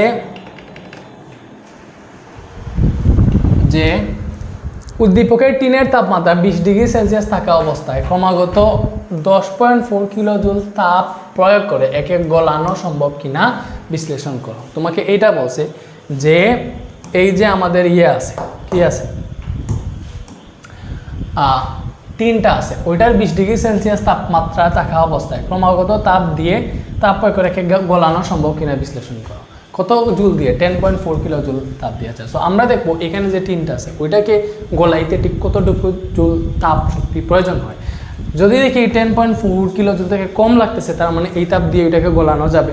যদি দেখি টিনকে গলাইতে এটা থেকে বেশি তাপ লাগতেছে, তার মানে এই 10.4 কিলো জুল দিয়ে আমরা গলাইতে পারবো না। সো আমরা আগে দেখি এটাকে গলাইতে কি কি করা লাগে। সো দেখো 20 ডিগ্রি সেলসিয়াস তাপমাত্রার টিন আছে, বুঝছো?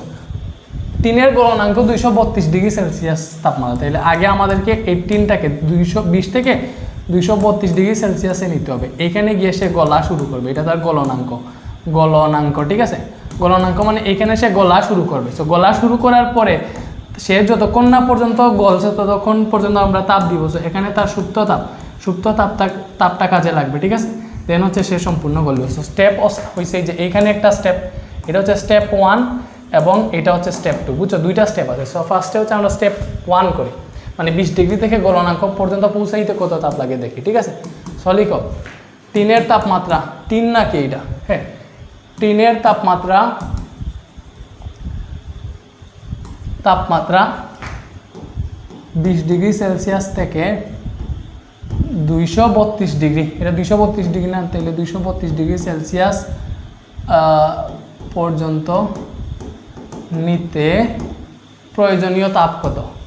তাহলে প্রয়োজনীয় তাপ যদি Q1 হয় তাহলে ওইটা কত লিখো, প্রয়োজনীয় তাপ যদি Q1 হয় তাহলে Q1 ইকুয়াল টু হবে ms del T, ঠিক আছে। সো m কত, তিনটার পর হচ্ছে 0.1 কেজি, টিনের আপেক্ষিক তাপ 210 পাইছিলাম, 210 del T কত, এই যে 232 নিচে কত 20 ডিগ্রি থেকে, তাহলে বিয়োগ করে বের করে এখানে del T 232 থেকে ভাইয়া তুমি হচ্ছে এই 20টা বিয়োগ করো, তাহলে দেখো এখানে কত পাও 212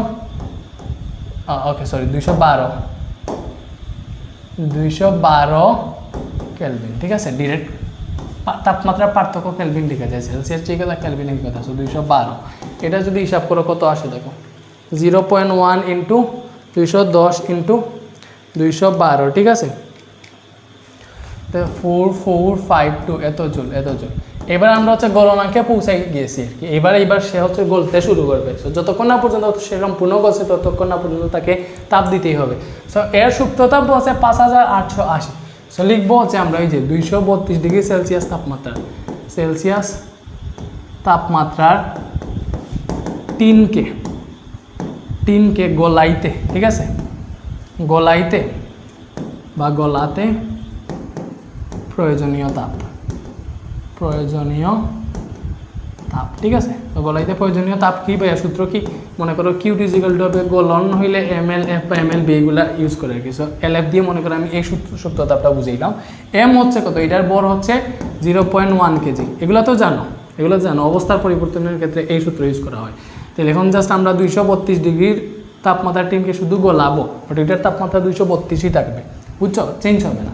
তাহলে 58,800 জুল।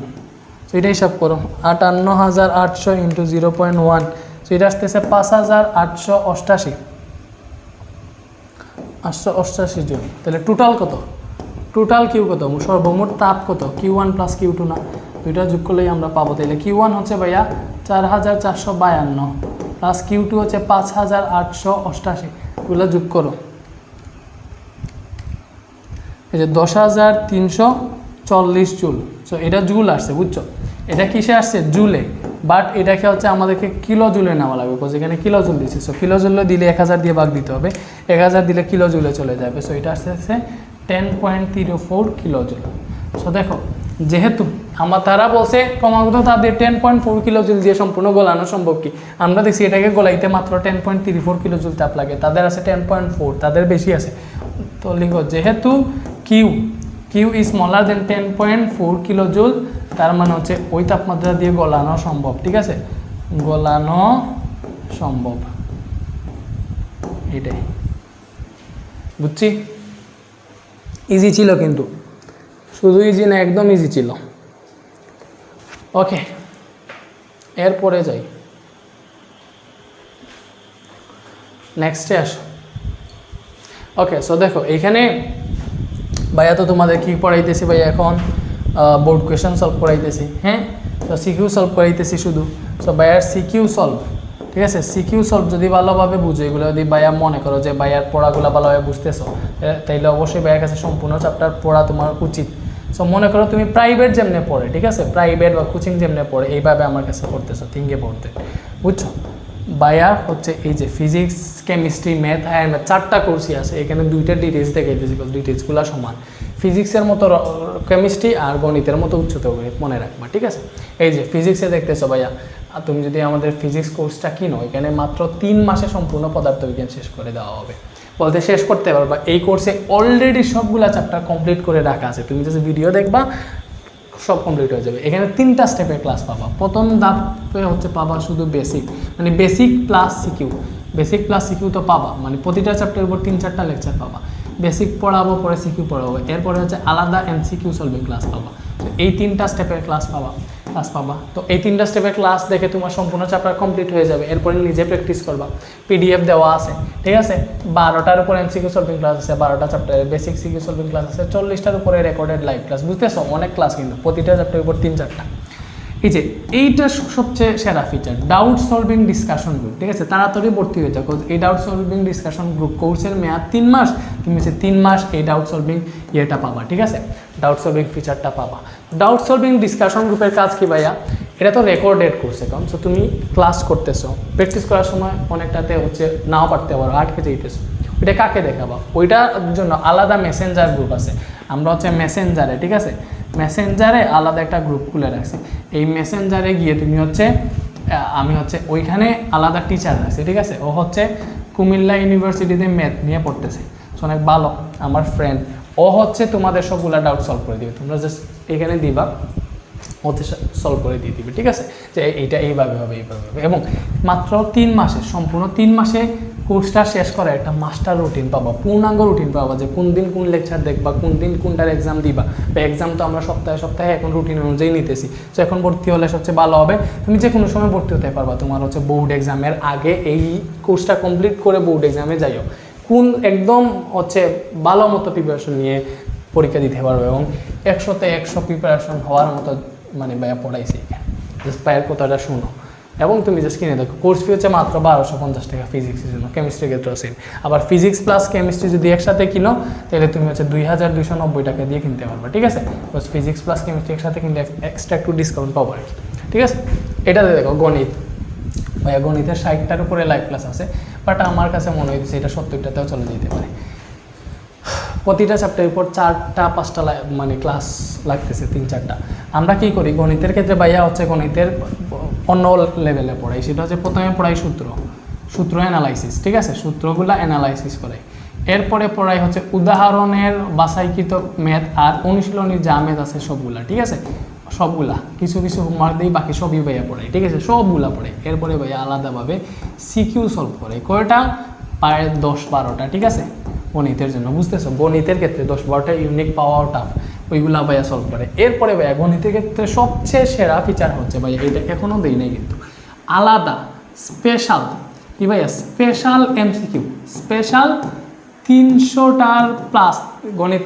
গণিতে দিব 400টা, 400 প্লাস বা 300 থেকে 400টা, 300 থেকে 400টা এমসিকিউ, ঠিক আছে। স্পেশাল 300 থেকে 400টা এমসিকিউ তোমাদেরকে সলভ করে দিব, বুঝছো।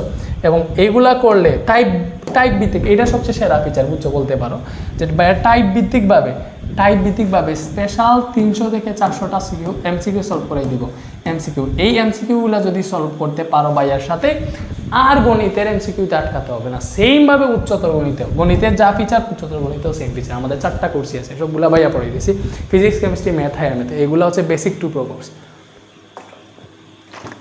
সো তোমার বেসিকে তেমন প্রবলেম না হইলে পরবর্তীতে কিন্তু আমাদের রিভিশন কোর্সও আসবে, রিভিশন কোর্সে ভর্তি হইতে পারো। ওইটাও আসবে মনে করো বোর্ড এক্সামের 2-3 মাস আগে, টেস্ট এক্সামের পরে আর কি। আর এখন বেসিক 2 প্রো কোর্স করা উচিত, ঠিক আছে। Okay, basic plus CQ solving class, special MCQ solving class, এগুলো সব কিন্তু লাইভ ক্লাস। গণিত, উচ্চতর গণিত, এটা কিন্তু লাইভ কোর্স, তুমি লাইভ ক্লাস পাবা। এখনও লাইভ ক্লাস চলতেছে। আমরা হচ্ছে গণিতের মেবি 5-6টা চ্যাপ্টার শেষ করছি, উচ্চতর গণিতেরও 5-6টা চ্যাপ্টার শেষ করছি অলরেডি। ওইগুলো রেকর্ডেড আছে এবং এই ক্লাসগুলো রেকর্ডেড থাকবে তোমার বোর্ড এক্সাম পর্যন্ত। 14টা অধ্যায় ভিত্তিক পরীক্ষা, এই যে আমরা প্রতিটাতে পরীক্ষা নিতেছি, কিন্তু দেখো পরীক্ষাও কিন্তু আমরা ফিচারটা অ্যাড করছি, মনে রেখো। পিডিএফ তো আছে। আচ্ছা, ডাউট সলভিং ডিসকাশন গ্রুপ এটাতে লাগবে না, কোজ এটা আমি লাইভ করাইতেছি। আচ্ছা, সপ্তাহে 4 দিন ক্লাস হবে, ক্লাস শেষে লাইভগুলো রেকর্ডেড থাকবে। 4 দিন লাইভ ক্লাস হয় সপ্তাহে। আমাদের আপাতত হইতেছে ভাইয়া রবি, মঙ্গল, বৃহস্পতি, শুক্র। রবি, মঙ্গল, বৃহস্পতি এবং শুক্র, ঠিক আছে। এই 4 দিন ক্লাস হইতেছে এখন, বুঝতেছ। কোর্স ফি 1650 টাকা। তুমি ভর্তি হতে পারো এই 1650 টাকা দিয়ে, তোমার সম্পূর্ণ ম্যাথ বই শেষ করতে পারবা, ঠিক আছে। দেন হায়ার ম্যাথ তো সেম প্রাইস, বাট তুমি যদি math plus higher math math plus higher math একসাথে কিনো ভাইয়া, তাহলে কিন্তু দুইটা কোর্স একসাথে মাত্র 2990 টাকা দিয়ে কিনতে পারবা, ঠিক আছে। এবং 4টা কোর্স যদি একসাথে কিনো আরও ডিসকাউন্ট আছে, তুমি জাস্ট আমাদের এই হোয়াটসঅ্যাপটাতে মেসেজ দিও 01309270105, ঠিক আছে। মেসেজ দিলেই হচ্ছে তোমাকে অ্যাডমিন সম্পূর্ণ কোর্স ডিটেলস দিবে। ভর্তি না হওয়ার ডেমো ক্লাস দেখো, এগুলোর ডেমো ক্লাস কিন্তু ভাই ফ্রি করে দিছি। হোয়াটসঅ্যাপে মেসেজ দিয়ে বললো ভাই আমার ডেমো ক্লাস দেন, এইগুলার বেসিক টু প্রো কোর্সের এই সাবজেক্টের অ্যাডমিন দিয়ে দিবে, ঠিক আছে। ডেমো ক্লাস দেখে তোমার ভালো লাগলে ভর্তি হও, না হইলে না, এখন এই ক্লাসগুলো দেখো, নেক্সটে আসো, বুঝছো। আশা করি তোমাদের লস হবে না ভাইয়া, একদম পূর্ণাঙ্গ প্রিপারেশনের জন্য যা যা করা লাগে সব পড়াইছি। এটা হচ্ছে চ্যাপ্টার 7-এর কোয়েশ্চেন। সূর্য লাগা থেকে সৃষ্ট শব্দের মানে এক্স ও ওয়াই মাধ্যমে তরঙ্গ দৈর্ঘ্য যথাক্রমে এত মিটার ও এত মিটার এবং কম্পাঙ্ক এত হার্জ। তরঙ্গের পর্যায়কাল নির্ণয় করে, একদম ইজি ভাই। পর্যায়কালের সূত্র কি? পর্যায়কাল টি ইজিক্যাল টু হচ্ছে 1/f, তাহলে এফ জানলেই হয়ে যায়। এফ কত আছে? যে এফ 520 হার্জ। তাহলে পর্যায়কাল বের করতে বলছে, তরঙ্গের পর্যায়কাল। তাহলে পর্যায়কাল কি হবে? পর্যায়কাল টি ইজিক্যাল টু হবে ভাইয়া 1/f, তাহলে 1/f হচ্ছে 520 হার্জ, ঠিক আছে। এটা হিসাব করো, ওকে 1/520, 1/520 কত আসতেছে? এটা পর্যায়কাল আসতেছে 1, আচ্ছা আমি হচ্ছে ঠিক ওইভাবে লিখি, এটা আসতেছে 0.1, আচ্ছা এটা তো আরও সমস্যা রে, ওকে 1.92 এরকম আসতেছে, 1.9233 ইন্টু 10⁻³ এইটা আসতেছে, বুঝছো। তো এইটা যদি আসে, বেশি সাউন্ড চলে আসতেছে, আমি তো এটা বন্ধ করা উচিত ছিল জানালাটা, তাইলে তো সাউন্ড কম আসতো। তো এইটা আসছে, তো তুমি যদি সেকেন্ডে লিখে, এত সেকেন্ড আসছে আর কি, বাংলায় লিখলে মেবি এরকম হয় 0.0019233 সেকেন্ড, বুঝছো। এটা হবে মেবি, ঠিক আছে। 10⁻³ তো, তাহলে এইটা হবে। এটা হচ্ছে আমাদের পর্যায়কাল। এটা কি হইছে নাকি এটা 5 নাম্বারটা না? এর আগে আমরা কোনটা করছি? 4 নাম্বার আর একটা করছি মেবি, 4 নাম্বারটা গেল হইতে। হ্যাঁ এটা করছি, গোলানো সম্ভব না। আচ্ছা এটা হয়েছে, এইটা। আচ্ছা এখন আমরা 5-এ আছি। আমরা কোনটা করতেছি ভাই? দিনাজপুর বোর্ড 24।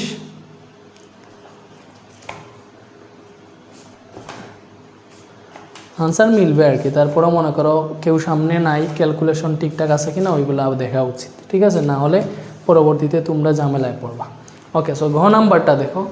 আচ্ছা ঘ নাম্বারে কি বলছে? এক্স ও ওয়াই কোন ধরনের মাধ্যম গাণিতিকভাবে ব্যাখ্যা করা আছে। তো সূর্যলা থেকে সৃষ্ট শব্দের এক্স মাধ্যম ও ওয়াই মাধ্যমে তরঙ্গ দৈর্ঘ্য দেওয়া আছে। তার মানে একটা শব্দ উৎপন্ন হয়েছে, ওইটা এক্স মাধ্যমে গেছে, ওয়াই মাধ্যমে গেছে, এই দুইটা মাধ্যমের দুইটা তরঙ্গ দৈর্ঘ্য দেওয়া আছে। বলছে এক্স ও ওয়াই কোন ধরনের মাধ্যম, ওইটা বের করবা। আমরা জানি, দেখো এটা মাধ্যম চেনার একটা উপায় হচ্ছে, দেখো আমরা জানি হচ্ছে বায়ুতে শব্দের বেগ ভাইয়া 330 মিটার/সেকেন্ড, 0 ডিগ্রি সেলসিয়াস তাপমাত্রায়। পানিতে প্রায় 1400 সামথিং, ঠিক আছে। পানিতে প্রায় 1490 প্লাস, ঠিক আছে, এত মিটার/সেকেন্ড। সো এই যে বেগগুলা দেখলেই আমরা বুঝি, বা লোহাতে প্রায় 5130 মিটার/সেকেন্ড। সো এই বেগগুলা দেখলে কিন্তু আমরা বায়ু মাধ্যম না, পানি মাধ্যম না, লোহা মাধ্যম চিনতে পারবো। সো আমাদের এইটা একটা ওয়ে, ঠিক আছে, এটা একটা ওয়ে। সো তুমি দেখো এখান থেকে দেখো।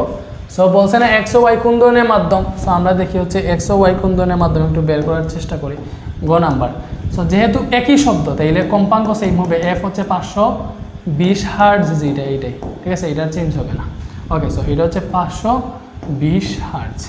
ওকে 520 হার্জ। ওকে, এইবারে হচ্ছে ভাইয়া এটা যদি 520 হার্জ হয়, তাইলে এক্স মাধ্যমে শব্দের বেগ বের করো। এক্স মাধ্যমে শব্দের বেগ কত, এটা একটু বের করো। এক্স মাধ্যমে শব্দের বেগ, তাহলে শব্দের বেগ b = f ল্যামডা, এটাই তো সূত্র। তাহলে এক্স মাধ্যমে বেগ মনে করো b অফ এক্স বের করতেছি, বুঝছো, b অফ এক্স মনে করো এটা, বুঝছো। তাহলে f কত ভাইয়া? 520 হার্জ। এক্স মাধ্যমে ল্যামডা দেওয়া আছে, যে 0.634, এটা এক্স মাধ্যমেরটা, তাহলে 0.634। তো এটা তুমি হিসাব করে এখান থেকে কত আসে দেখো ভাইয়া, 520 × 0.634, এটা আসতেছে 329। কত আসতেছে? 329.68 মিটার/সেকেন্ড, বুঝছো। ওকে, সেমভাবে ওয়াই মাধ্যমে বেগ বের করো। ওয়াই মাধ্যমে শব্দের বেগ কি ভাইয়া? এটা হচ্ছে b of y = f lambda. f কত? 520 ল্যামডা বলতে ওয়াই মাধ্যমের ল্যামডা আর কি। সো ওয়াই মাধ্যমের ল্যামডাটা কত? ওকে 520 ইন্টু ওয়াই মাধ্যমের ল্যামডা হচ্ছে ওই যে 2.8871, বুঝছো? ওকে 2.871। সো 520 ইন্টু 2.871 এটা আসতেছে প্রায় 1492, দেখছো 1492.92 মিটার পার সেকেন্ড। তার মানে এটা দেখেই বুঝাই দিয়েছে, দেখো 329 সামথিং। আমরা জানি শব্দের বেগ পানিতে সব বায়ুতে শব্দের বেগ 330, এটা 330-এর কাছাকাছি। তার মানে এক্স মাধ্যম হচ্ছে বায়ু মাধ্যম, এটা দেখে বুঝতেছি। এবং ওয়াই মাধ্যমটা কত? 1492 বেগ আসছে, তার মানে হচ্ছে ওয়াই মাধ্যমটা পানি মাধ্যম। পানির বেগ কিন্তু 1490 এরা সাপেক্ষে থাকে, 1493 মেবি, বুঝতেছো?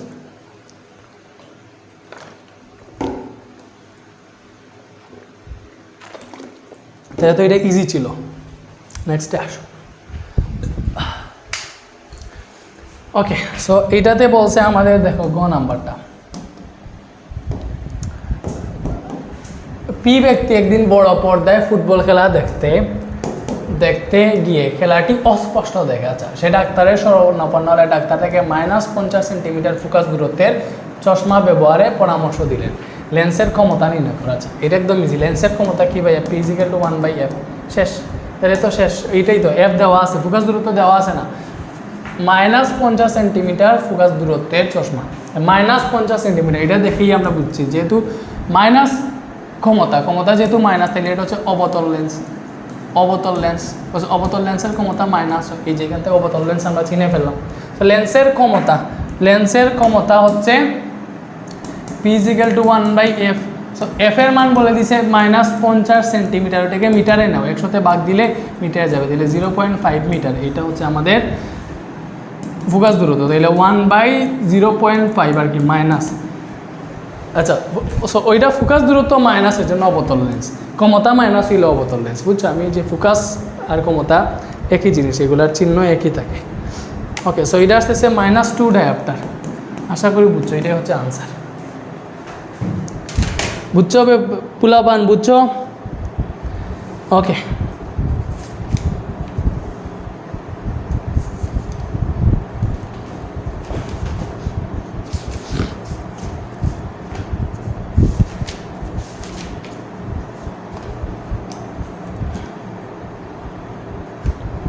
এটা কোনটা রে? এটা হচ্ছে আমাদের 6 নাম্বারটা নেই মেবি, হ্যাঁ 291 পৃষ্ঠার 21। আনসার হবে তারপরেও সামনে রাখি।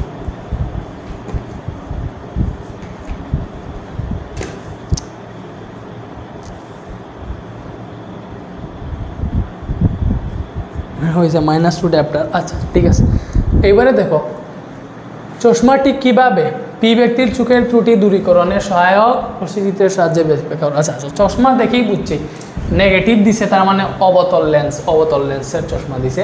তো এটা কিভাবে পি ব্যক্তির চোখের ত্রুটি দূর করে এটা দেখাবো। আমি আগের বোর্ড যখন সলভ করে এরকম একটা দেখছি মেবি সিলেট বোর্ডে, বুঝছো?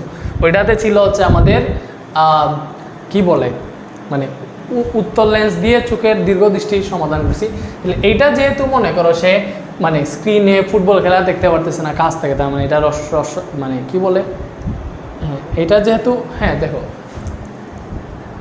মানে বড় পর্দায় ফুটবল খেলা দেখতে পারতেছে, বড় পর্দায় মানে দূর থেকে দেখতেছে, ওইটা খেলা স্পষ্ট দেখতে পারতেছে না। আর যেহেতু অবতল লেন্স দিয়ে হ্রস্ব দৃষ্টি দূরীকরণ করা হয় ভাইয়া। অবতল লেন্স দিয়ে কি দূরীকরণ করা হয়? হ্রস্ব দৃষ্টি কি ভাইয়া?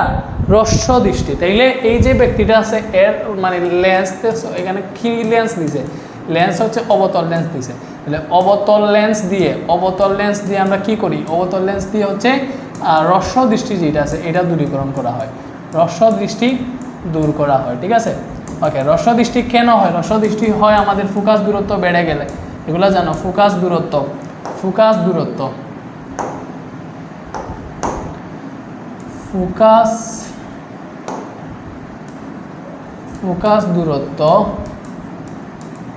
বাড়লে, ঠিক আছে? অভিসারী ক্ষমতা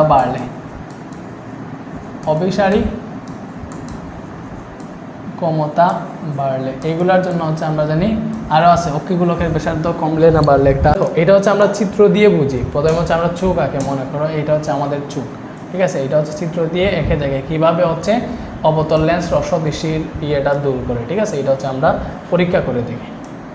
ওকে, সো এটা হয়েছে। এবার মনে করো এই যে চোখের হচ্ছে কী বলে, এটাকে বলে হচ্ছে মনে করো এই যে চোখের রেটিনা যেটা ওইটা, ঠিক আছে। ওকে, এরপরে মনে করো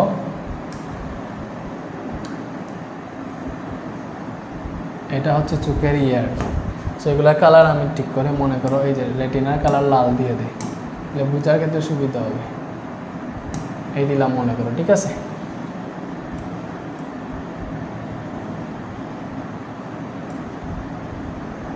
ওকে, এইবারে দেখো চোখ আঁকা হয়েছে, এটা মনে করো চোখ। তো হ্রস্ব দৃষ্টি তার মানে দূরের জিনিস সে দেখতে পারে না। মনে করো অসীম থেকে একটা ইয়ে আসতেছে, মনে করো এটা অসীম থেকে আসছে, বুঝছো। অসীম থেকে মনে করো এটা হচ্ছে অসীম থেকে আসছে। অসীম থেকে একটা রশ্মি এই যে তোমাদের চোখের লেন্সে আপতিত হয়েছে। সো এটা পজিশনের পর এই দিকে গেছে, কোন দিকে? এই দিকে। আরেকটা রশ্মি অসীম থেকে আসছে, বুঝছো। আরেকটা রশ্মি এই যে অসীম থেকে আসছে, সেও পজিশনের পর এই দিকে গেছে।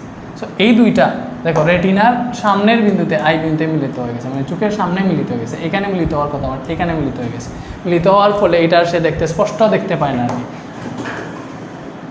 এটা এখন আর সে স্পষ্ট দেখতে পাইতেছে না, কি ভাইয়া? স্পষ্ট দেখতে পাচ্ছে না, বুঝতেছো? স্পষ্ট দেখতে পাচ্ছে না। ওকে, সো সে স্পষ্ট দেখতে পারতেছে না। এটা কিন্তু অসীম থেকে একটা রশ্মি আসতেছে, যেহেতু তার হ্রস্ব দৃষ্টি দূরে জিনিস দেখতে পায় না। সো এটাকে হচ্ছে আমরা আবার আঁকি, মনে করো এই যে এটাকে হচ্ছে আমরা কপি করে আবার এখানে নিচে নিয়ে আসি। সো এটাকে দেখো এবার আমরা কি করব, মনে করো কাছ থেকে কোনো বস্তু আসলে কি করবে এটা আমরা দেখি, বুঝতেছো? ওকে, সো মনে করো কাছ থেকে যদি কোনো বস্তু আসে, যেমন ধরো আমরা আগে হচ্ছে এটা মিডিল পয়েন্টটা নির্ণয় করার চেষ্টা করি। ওকে, সো এইটা হচ্ছে একটু মিডিল করি।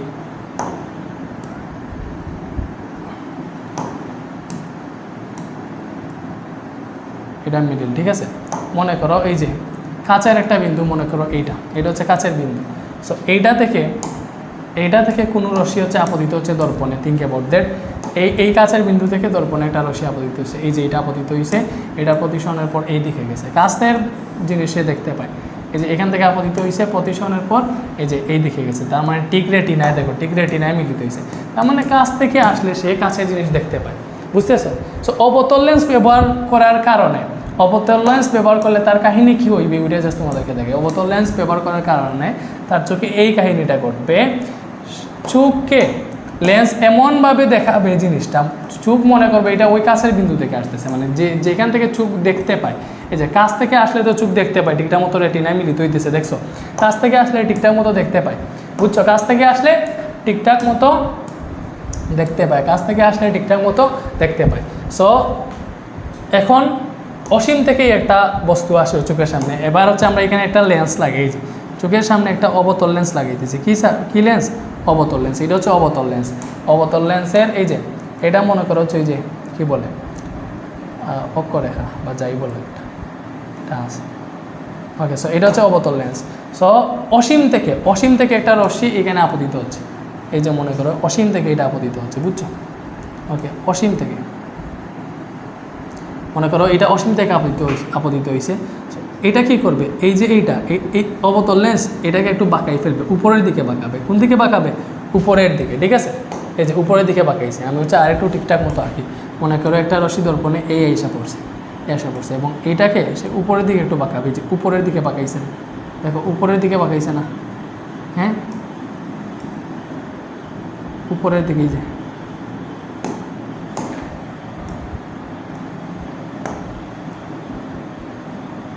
উপরের দিকে বাঁকাইছে, একটু উপরের দিকে বাঁকাইছে আর কি। সো এটা মনে করো প্রতিসরণের পর এই দিকে গেছে। সে এমনভাবে বাঁকাবে, কাহিনী কী করবে একটু পরে দেখবা, এই দিক দিয়ে গেছে, ঠিক আছে। দেখছো একটু বাঁকাই দিছে না? ওকে, সেইমভাবে আরেকটা রশ্মি অসীম থেকে এখানে আসবে, এই যে অসীম থেকে আসছে। মনে করো আমি হচ্ছে এটাকে সোজা করি এবং প্রপারলি আঁকার চেষ্টা করতেছি, এই জন্য সময় একটু লস হয়ে দিয়েছে, বুঝছো? তোমরা একটু দেখিও এইটা। ওকে, সো এই যে অসীম থেকে আসতেছে, সো সে এইটাকেও বাঁকাই ফেলবে, একটু হচ্ছে এই দিক দিয়ে বাঁকাবে, দেখছো? একটু এই যে নিচের দিকে বাঁকাইছে না, নিচের দিকে বাঁকাইছে, বুঝতেছো? ওকে, এই যে ঠিক আছে, বুঝছো? তারপর হচ্ছে একটু ইয়ে হয়েছে, একটু ইয়ে করি, এই যে এবার ঠিক আছে না? ওকে, এবার এইখান থেকে হচ্ছে এটা তো ঠিক আছে।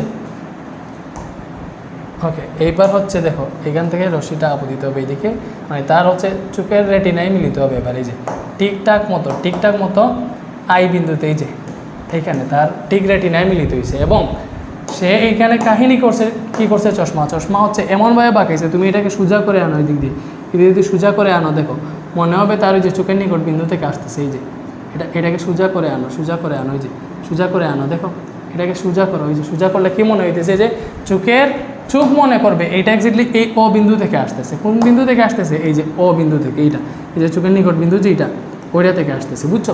চোখ এই জিনিসটা মনে করবে, মানে অসীম থেকেই মানে আলো আসতেছে, বা অসীমের বস্তুর আলো এই লেন্সের মধ্যে পড়বে, চোখের চশমার মধ্যে পড়ার পরে এই লেন্সটা এমনভাবে এটাকে করবে, দেখো একটু বাঁকাইয়া চোখকে বুঝাবে এটা তার নিকট বিন্দু থেকেই আসতেছে, এবং তখন চোখটা ওই বস্তুটা দেখতে পারবে। ঠিক আছে, চশমার কাজ হচ্ছে এইটা, আর কোনো কিছু না। ঠিক আছে, চশমা মনে করো আমি দূরের জিনিস দেখতে পাই, কাছের জিনিস দেখতে পাই না, তো চশমা কী করবে, এই কাছের জিনিসটাকে দূরে নিয়ে দেখাবে আমাকে, আমার চোখকে দেখাবে ওই যে ওইটা দূরে আছে, এইবার দেখ। ঠিক আছে, এবার মনে করো আমি দূরের জিনিস দেখতে পাই না, কাছের জিনিস দেখতে পাই, তো চশমা কী করবে, দূরের জিনিস যেটা আছে ওইটাকে তোমার কাছে আঙিনা দেখাবে, চোখকে দেখাবে ওই যে কাছে আছে ওইটা এখন দেখ, বুঝছো? চশমার আর কোনো কাজ নেই, এটাই কাজ। সো এটা আমরা বুঝছি, শেষ। এটা পরে অঙ্কর সব বর্ণনা তোমরা দিতে পারবা। এই নেক্সটে যাই, এটা হচ্ছে আমাদের চ্যাপ্টার 11 থেকে আসছে। কোন চ্যাপ্টার থেকে আসছে? চ্যাপ্টার 11 থেকে। ওকে, সো এটা দেখো কি বলছে আমাদেরকে, বর্তনীর মোট রোধ নির্ণয় করো বলছে, মোট রোধ। আচ্ছা, সো ফার্স্টে ভাইয়া বলে এখানে কাহিনী হচ্ছে বাইরা যেগুলো আছে, দেখো বর্তনীর বাড়া যেগুলো আছে এগুলো এমনিতেই ক্রস, এগুলা তোমাদেরকে হচ্ছে পেঁচ খাওয়ানোর জন্য দিয়েছে, আর কোনো জিনিসের জন্য না।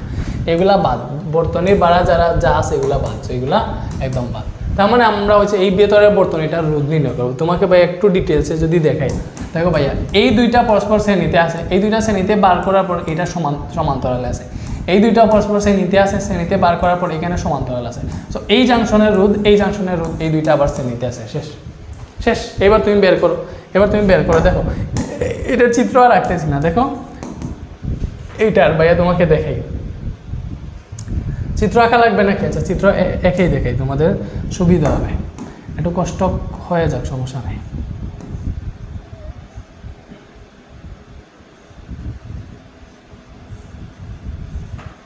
ঠিক আছে,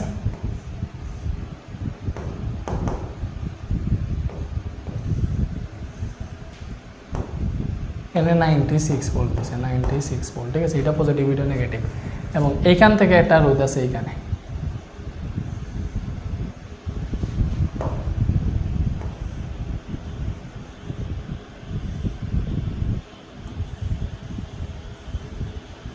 এইভাবে না, এটাই বর্তনী। ঠিক আছে, ওইটাই আসছে ভাইয়া, এই দিকের যেটা আছে ওইটাও বাদ, এগুলা লাগবে না, বুঝতেছো ব্যাপারটা? ওকে, এইবারে দেখো এটা মনে করলাম হচ্ছে আমরা R1, এটা R2, ঠিক আছে, এটা মনে করলাম R3, এটা R4, এটা হচ্ছে R5, এটা হচ্ছে R6। তো দেখো এখানে R1 আর R2 ভাইয়া শ্রেণীতে আছে, দেখেই বোঝা যাইতেছে না? তুমি লিখো এখানে R1 ও R2 আছে শ্রেণীতে, শ্রেণী সমন্বয়ে যুক্ত, এইভাবে লিখতে পারো বা এখানে জাস্ট শ্রেণীতে লিখলেই হবে। তাইলে এদের তুল্য রোধ হবে RS1, মনে করো R1 + R2, শ্রেণীতে হইলে যোগ হয়, তাহলে R1 কত? এই যে R1 হচ্ছে এটা R1 না, এটা R2, তাহলে 8 আর 12 কত হয় ভাইয়া? 8 + 12 কত হয়? 20, তাহলে 20 ওহম। ঠিক আছে, সেমভাবে দেখো এইবার হচ্ছে দেখো এই দুইটার তোমাকে বুঝাবো জিনিসটা কাহিনী কেউ, দেখো এটাকে ভাইয়া সিলেক্ট করলাম। ঠিক আছে, এই যে একদম এইটাকে, আরে বেটা রে, লা লা লা লা লা লা লা লা লা লা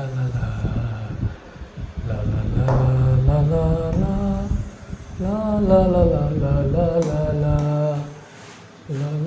লা লা লা লা। যে এখানে দেখো আমরা কি করছি, এই দুইটার তুল্য রোধ বের করছি। তো একটা জিনিস বুঝো, যে দুইটার তুল্য রোধ বের করে ফেলছি, মনে করো এই দুইটার তুল্য রোধ বের করে ফেলছি, এই যে দুইটার তুল্য রোধ বের করছি, এটা এবং এটা তুল্য রোধ বের করছি না, এই দুইটা ভ্যানিশ, তার মানে এই দুইটা এখন একটা রোধ হয়ে গেছে, এই দুইটা এখন কি হয়ে গেছে? একটা রোধ হয়ে গেছে, মনে করো একটা রোধ হয়ে গেছে। দেখলে এইটা এবং এটা সমান্তরাল আছে না, এটা হচ্ছে আমাদের RS, এই RS এবং R3 সমান্তরাল না, তাইলে লিখো RS1, এই যে এটা RS1 ও R3 সমান্তরাল সমবায়যুক্ত, সমান্তরাল, ঠিক আছে, সমান্তরাল সমবায়যুক্ত। তাহলে হবে 1/rp = 1/rs1 প্লাস 1/r3। যোগ করো, 1/rs1 বের হয়েছে 20 এবং এটাও 20, সো এটা হইবে 1/10। এটাকে উল্টাও, তাহলে আরপি কত আসবে, এটার উল্টা 10 ওহম। সো আমরা পাইলাম আরপি আসছে 10 ওহম। এবার এই দুইটা শ্রেণী, ওইটার সাথে ওইটা সমান্তরাল, শেষ, বোঝা গেছে ব্যাপারটা, আর কোনো ইয়ে নাই, আমি জাস্ট বুঝিয়ে দিলাম। সো লিখো এবার কোনটা কোনটা শ্রেণী, R4 ও R5 শ্রেণী। লিখো R4 ও R5 শ্রেণীতে আছে, বুঝছো পোলাপান, বুঝছো না?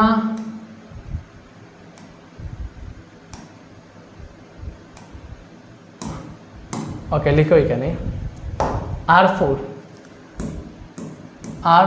ও R5 আছে কিসের শ্রেণীতে, এই দুইটা আছে শ্রেণীতে। শ্রেণীতে যদি থাকে তাহলে হবে তোমাদের RS2 তুল্য রোধ R4 plus R5। So R4 কত, R4 ও সেম, এটা 7 এবং এটা 5, তাহলে 7 প্লাস 5 কত ভাইয়া, 12 ওহম, ঠিক আছে। সো এই RS2-র সাথে এই R6 আবার আছে সমান্তরালে। সো RS2 ও R6 আছে সমান্তরালে, বুঝতেছো? তো সমান্তরালে মানে কি, এই যে 1/rp = হবে এই 1/rs2 প্লাস 1/r6, বুঝছো? সো এটা তুমি হিসাব করো, 1/rs2 কত ভাইয়া, এই যে 12, আর R6 ও 12, তাহলে এটা যদি হিসাব করো পাবা হচ্ছে 1/6, তাহলে আরপি হবে, এটাকে উল্টাও, শুধু 6 ওহম, বুঝছো? তাহলে এটা মনে করো RP2 এবং এটা RP1, তাহলে এই RP1 এই জাংশনের রোধ RP1, এই জাংশনের রোধ RP2, ঠিক আছে। এই দুইটা আবার পরস্পর শ্রেণীতে আছে, বুঝাইতে পারছি? বলো কি হইল, এটা কাজ করে না কেন? ঠিক আছে, ওকে। তাহলে লিখো RP1 ও RP2 কিসে আছে, আবার শ্রেণীতে আছে। শ্রেণীতে থাকায় মোট তুল্য রোধ, বর্তনীর তুল্য রোধ এটা কি হবে, যে RP1 plus RP2। So RP1 হচ্ছে আমাদের 10, RP2 6, তাহলে 16 ওহম, এটাই হচ্ছে আমাদের তুল্য রোধ। এটাই বলছে না বর্তনীর মোট রোধ নির্ণয় করো বা তুল্য রোধ নির্ণয় করো, এই যে এটাই হচ্ছে আনসার। বুঝাইতে পারছি? বলো বুঝাইতে পারছি না ভাইয়া? ওকে, এটা যদি বুঝে থাকো, এটা যদি বুঝে থাকো তাইলে ঘ নাম্বারটা দেখো। ঘ নাম্বারে কি বলছে, ঘ নাম্বারে বলছে আমাদেরকে, এটা খুলে দিই। ওকে, এটা আমরা শেষ ইয়েটা করতেছি।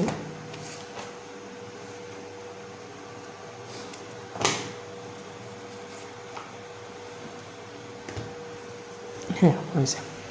আচ্ছা, সো এটা ভাইয়া মুচি তাইলে নাকি?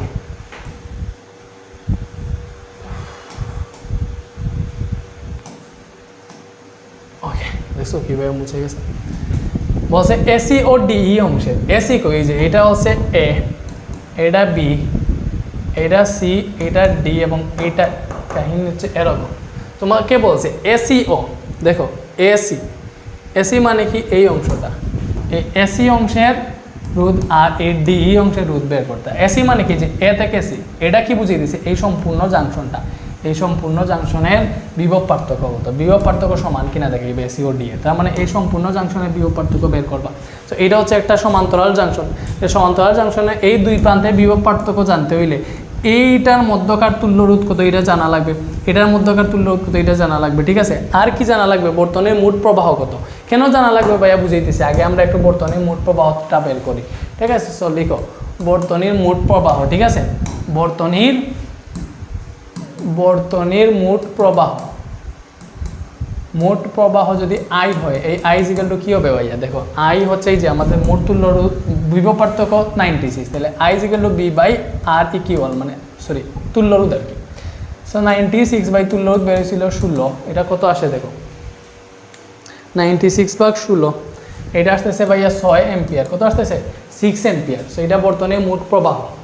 এইবার দেখো এই এ এবং সি অংশের তোমাদের কি মনে আছে, এই যে জাংশনটা, এই জাংশনটার তুল্য রোধ বের হয়েছিল RP1 পর্যন্ত, তোমরা একটু চেক করে দেখো RP1 পর্যন্ত এইগুলার তুল্য রোধ, শুধু এতটুকুর তুল্য রোধ আসে 10 ওহম, 10 ওহম না, তাইলে হচ্ছে তুমি এখান থেকে দেখো যে ওই যে এসি অংশে, এসি না, এই এসি অংশের হচ্ছে তুল্য রোধ ছিল হচ্ছে RP1 পর্যন্ত, RP1 সমান 10 ওহম, ঠিক আছে। তাহলে এই এসি অংশের বিভব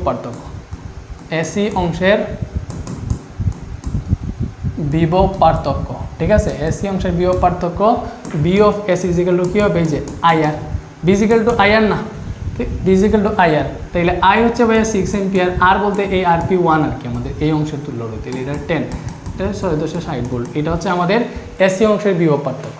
সো আমরা এই এসি অংশের, দেখো এসি অংশের বিভব পার্থক্যটা জানলাম, এবার আমাদের কাজ হচ্ছে ডিই অংশের বিভব পার্থক্য। দেখো আগের মতো যদি বলতো যে এই সি অংশের বিভব পার্থক্য কত, এই সি মানে বুঝে এই সম্পূর্ণটা, আর ডি বুঝায় দেখো শুধু এইটা মানে ডি বুঝে এই প্রান্ত এবং এই প্রান্ত, বাট সি বুঝে এই প্রান্ত এই দিকেও আসে এই দিকেও আসে, সম্পূর্ণটা, বুঝছো? সম্পূর্ণটা বললে এই যে এইভাবে করছি এইভাবে করলেই হয়ে যাইতো, বাট যেহেতু সম্পূর্ণটা বলে নাই, কাহিনী অন্য জিনিস আছে, সেহেতু আমাদেরকে অন্যভাবে এটা বুঝতে হবে। অন্যভাবে কেমনে বুঝবো ভাইয়া? দেখো অন্যভাবে বুঝবে এটা আমাদেরকে ফার্স্টে, ঠিক আছে, এই অংশের হচ্ছে ফার্স্টে বিভব পার্থক্য জানা লাগবে, এটা ঠিক আছে, মানে এই সি অংশের বিভব পার্থক্য জানা লাগবে, এই যে একদম সিডিই বা এই সম্পূর্ণ অংশের বিভব পার্থক্য জানা লাগবে, এটা ঠিক আছে। ওইটা আগে বের করি, আগে সি অংশের বিভব পার্থক্য বের করি। তো সেমভাবে তুমি সি অংশের বিভব পার্থক্য বের করো, লেখো সিই অংশের, ঠিক আছে, সিই অংশের, এটা এক্সট্রা বের করতেছি কিন্তু, সিই অংশের বিভব পার্থক্য, সি অংশের বিভব পার্থক্য বি অফ সি, এটা কী হবে IR, এটাই তো সূত্র, I তো 6 এম্পিয়ার, আর বলতে এটা RP2, সিই অংশের বিভব পার্থক্য, তুল্য রোধ ছিল RP2, তুমি একটু চিন্তা করে দেখো খেয়াল করে, তাহলে RP2 6 ছিল, তাহলে 636 কি ভাইয়া, ঠিক আছে, 6 ছিল, তাহলে এটা হচ্ছে 36 ওহম, বুঝছো? তো 36 ওহম বি অফ সি। আচ্ছা, এটা আমরা বুঝলাম যে 36 বের হয়েছে। এবারে দেখো আমাদের কাজ কিন্তু ডি অংশের বিভব পার্থক্য বের করা। তো ডি অংশের বিভব পার্থক্য তুমি কেমনে বের করবা? দেখো ডি অংশের বিভব পার্থক্য কেমনে বের করবা?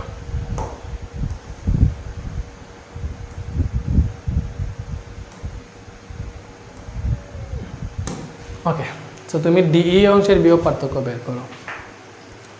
ওকে, সো ডিই অংশের বিভব পার্থক্য বের করতে হইলে আমাদের এই ডিই অংশের তড়িৎ প্রবাহ জানা লাগবে এবং এই ডিই অংশের রোধ জানা লাগবে, ঠিক আছে। আমরা কিন্তু দেখো এই সি অংশের তড়িৎ প্রবাহ আগে থেকেই জানতাম, সি অংশের তড়িৎ প্রবাহ হচ্ছে বর্তনীর মোট প্রবাহ, যেটা I এদিকে আসবে এবং এই সম্পূর্ণ I কিন্তু এই দিকে আর এইদিকে মিলাইয়া ঢুকবে, মানে এই জাংশনের ভিতরে সম্পূর্ণ বর্তনীর তড়িৎ প্রবাহ ঢুকবে, সেইভাবে এই জাংশন দিয়েও কিন্তু সম্পূর্ণ বর্তনীর তড়িৎ প্রবাহ ঢুকবে। বাট এই ডিই অংশ দিয়ে ঠিক কী পরিমাণ তড়িৎ প্রবাহ ঢুকবে ওইটা আমরা জানি না, ওইটা বের করতে হবে। ওটা কেমনে বের করবো? দেখো এই যে এই অংশের মধ্যে এই রোধ এবং এই রোধ আছে, এই সি অংশের বিভব পার্থক্য আমরা বের করে ফেলছি, ঠিক আছে, এই সম্পূর্ণটা বিভব পার্থক্য বের করে ফেলছি। এবার এই লাইনের মধ্যে এই রোধ এবং এই রোধ শ্রেণীতে আছে, শুধু এটা না কিন্তু এইটা এবং এইটা, এই দুইটা শ্রেণীতে আছে। তো এই লাইন দিয়ে কি পরিমাণ তড়িৎ প্রবাহ হবে এটা বের করবো, ঠিক আছে। তো লিখো সিডিই লাইনে সিডিই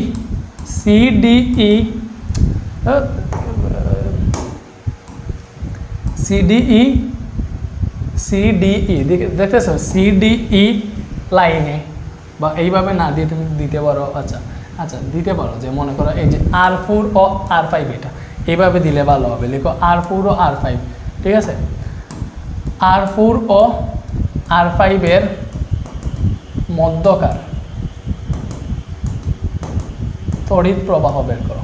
তড়িৎ প্রবাহ মনে করো I প্রাইম, এটা ইকুয়াল টু কী হবে, V of C divided by RP2, মানে কি সরি RP2 না, এই যে ভুল করে ফেলছি, এই যে বি অফ সি মানে কি এই জাংশনের ভেতরের হচ্ছে তুল্য রোধ, এবং আর রোধ হিসেবে কী হবে, এই যে R4 আর R5 এর মধ্যকার তড়িৎ প্রবাহ বের করতেছি, তার মানে এখানে এই R4 ও R5 এর মোট তুল্য রোধ যত, এই রোধই ব্যবহার হবে। তাহলে এই দুইটার যোগফল হবে মোট তুল্য রোধ। 7, 5, 12 মনে আছে?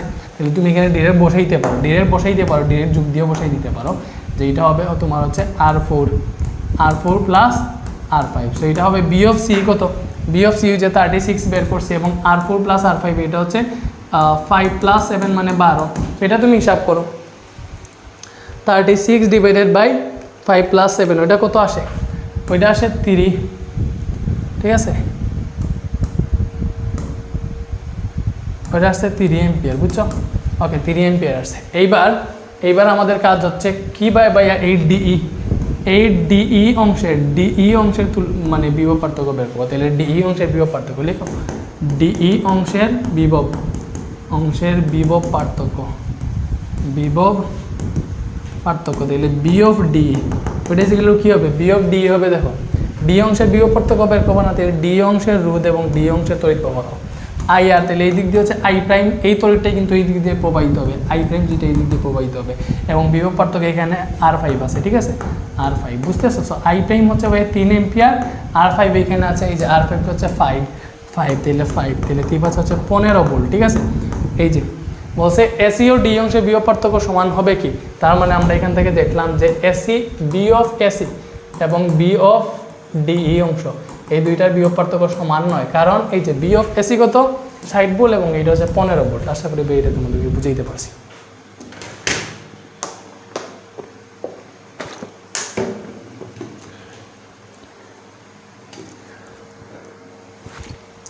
ওকে, এটা যদি বুঝে থাকো দেখে ভাইয়া কতটুকু রেকর্ড হয়েছে, ঠিক আছে। এইবার দেখো এটা যদি বুঝে থাকো, এই যে এই ম্যাটটা দেখতেছো এটা ভাইয়া অলরেডি করাই ফেলছি। কোনটাতে করাইছি? রাজশাহী বোর্ড 24-এ। ভাইয়া রাজশাহী বোর্ড 24 অলরেডি মানে দিয়ে দিছি ফিজিক্সে। রাজশাহী বোর্ড 24-এ যাবা, তুমি কোথায় যাবো ভাইয়ার প্লে লিস্টে গিয়ে রাজশাহী বোর্ড 24-এর শেষ 8 নাম্বার ম্যাথ ছিল এটা, সেইটা ভাইয়া করাই ফেলছি, একদম সব কিছু সেম, একদম হুবহু এটা ছিল, ঠিক আছে, হুবহু মানে মান টান সব এই একই প্রশ্ন দুইটা বোর্ডেই আসে। রাজশাহী বোর্ড 24-এর গ নাম্বার দেখো হয়ে যাবে। অ্যান্ড নেক্সটের জন্য ভাইয়া বলি পরবর্তীতে দেখো যারা ক্লাসটা তো দেখলাম মাশাআল্লাহ, আশা করি তোমরা বুঝছো, ভালো লাগছে। যদি ভালো লাগে আমি জীবনে বলি না সাবস্ক্রাইবার লাইক দিবে, এগুলো আমার প্রয়োজন নাই। তোমরা হচ্ছে যাদের ভালো লাগছে, আমাদের কোর্সে ভর্তি হওয়ার ইচ্ছা আছে, ঠিক আছে, বা মনে এটা অ্যাটলিস্ট বিশ্বাস রাখছে যে ভাইয়ার ক্লাস করলে আমি বুঝার জিনিসটাই মেইন আর কি। সবাই ভালো পড়ে, ঠিক আছে, যার পড়াটা তুমি বুঝো ওইটাই মেইন।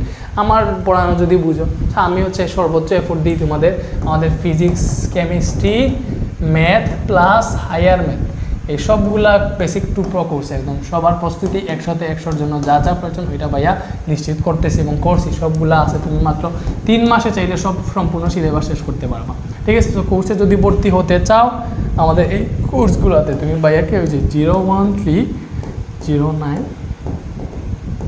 এটা হচ্ছে আমাদের আর কি বিজনেস হোয়াটসঅ্যাপ, ঠিক আছে, আমার হোয়াটসঅ্যাপ না, এটা হচ্ছে বিজনেস হোয়াটসঅ্যাপ। এই নাম্বারে তোমরা হচ্ছে মেসেজ দিবা। এই যে কুকুর ডাকতেছে দেখছো, আর 3টায় কেন ডাকতেছে। ওকে, এটাতে যদি মেসেজ দাও তাহলে অ্যাডমিন তোমাদেরকে রিপ্লাই দিবে, ঠিক আছে, তোমাদের মাইশা আপ হচ্ছে রিপ্লাই দিবে, হচ্ছে তোমাদের মানে এগুলা জানাই দেবে কোনটা কি, ঠিক আছে, কোর্সের ডিটেলস জানতে পারবে। এবং আশা করি আমাদের সাথে ভর্তি হইলে তুমি হচ্ছে করবা না, মানে তোমার সব কিছু কুশল হবে, ভালো রেজাল্ট করতে পারবা যদি লেগে থাকো। এবং বেসিক টু প্রো কোর্স কিনতে পারো, যদি বেসিক মনে করো তোমার ক্লিয়ার হয়ে গেছে মনে করো, তাইলে হচ্ছে আমাদের টেস্ট এক্সামের পরে রিভিশন কোর্স আসতে পারে, রিভিশন কোর্সে ভর্তি হয়, ওইটা আবার তোমার মানে মেইন এক্সামের 2-3 মাস আগে আসবে। মেইন কোর্স কিন্তু হচ্ছে আমাদের বেসিক টু প্রো কোর্স, ঠিক আছে, ওইগুলা যদি পড়ো তোমার প্রস্তুতি 100-100 হবেই, ঠিক আছে। বেসিক টু প্রো কোর্স করলে আর কোনো কোর্স লাগে না, এমনকি রিভিশন কোর্সও ভর্তি না হলেও হবে, ঠিক আছে, ওইটা জাস্ট রিভিশনের জন্য। তো ওইখানে সিকিউ প্লাস সূত্র অ্যানালাইসিস দেখাই, বাট এটার ক্ষেত্রে কিন্তু বেসিক থেকেই পড়াইছে। আমাদের মেইন কোর্স কিন্তু বেসিক টু প্রো কোর্স। বায়ার সিগনেচার কোর্স কোনটা? Basic to pro course. মনে রাখবা, মনে থাকবে?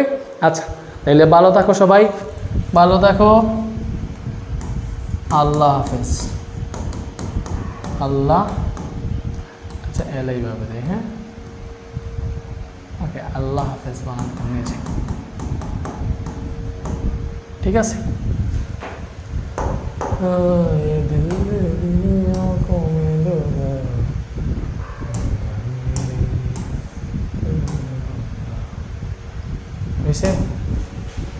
ওকে, টাটা।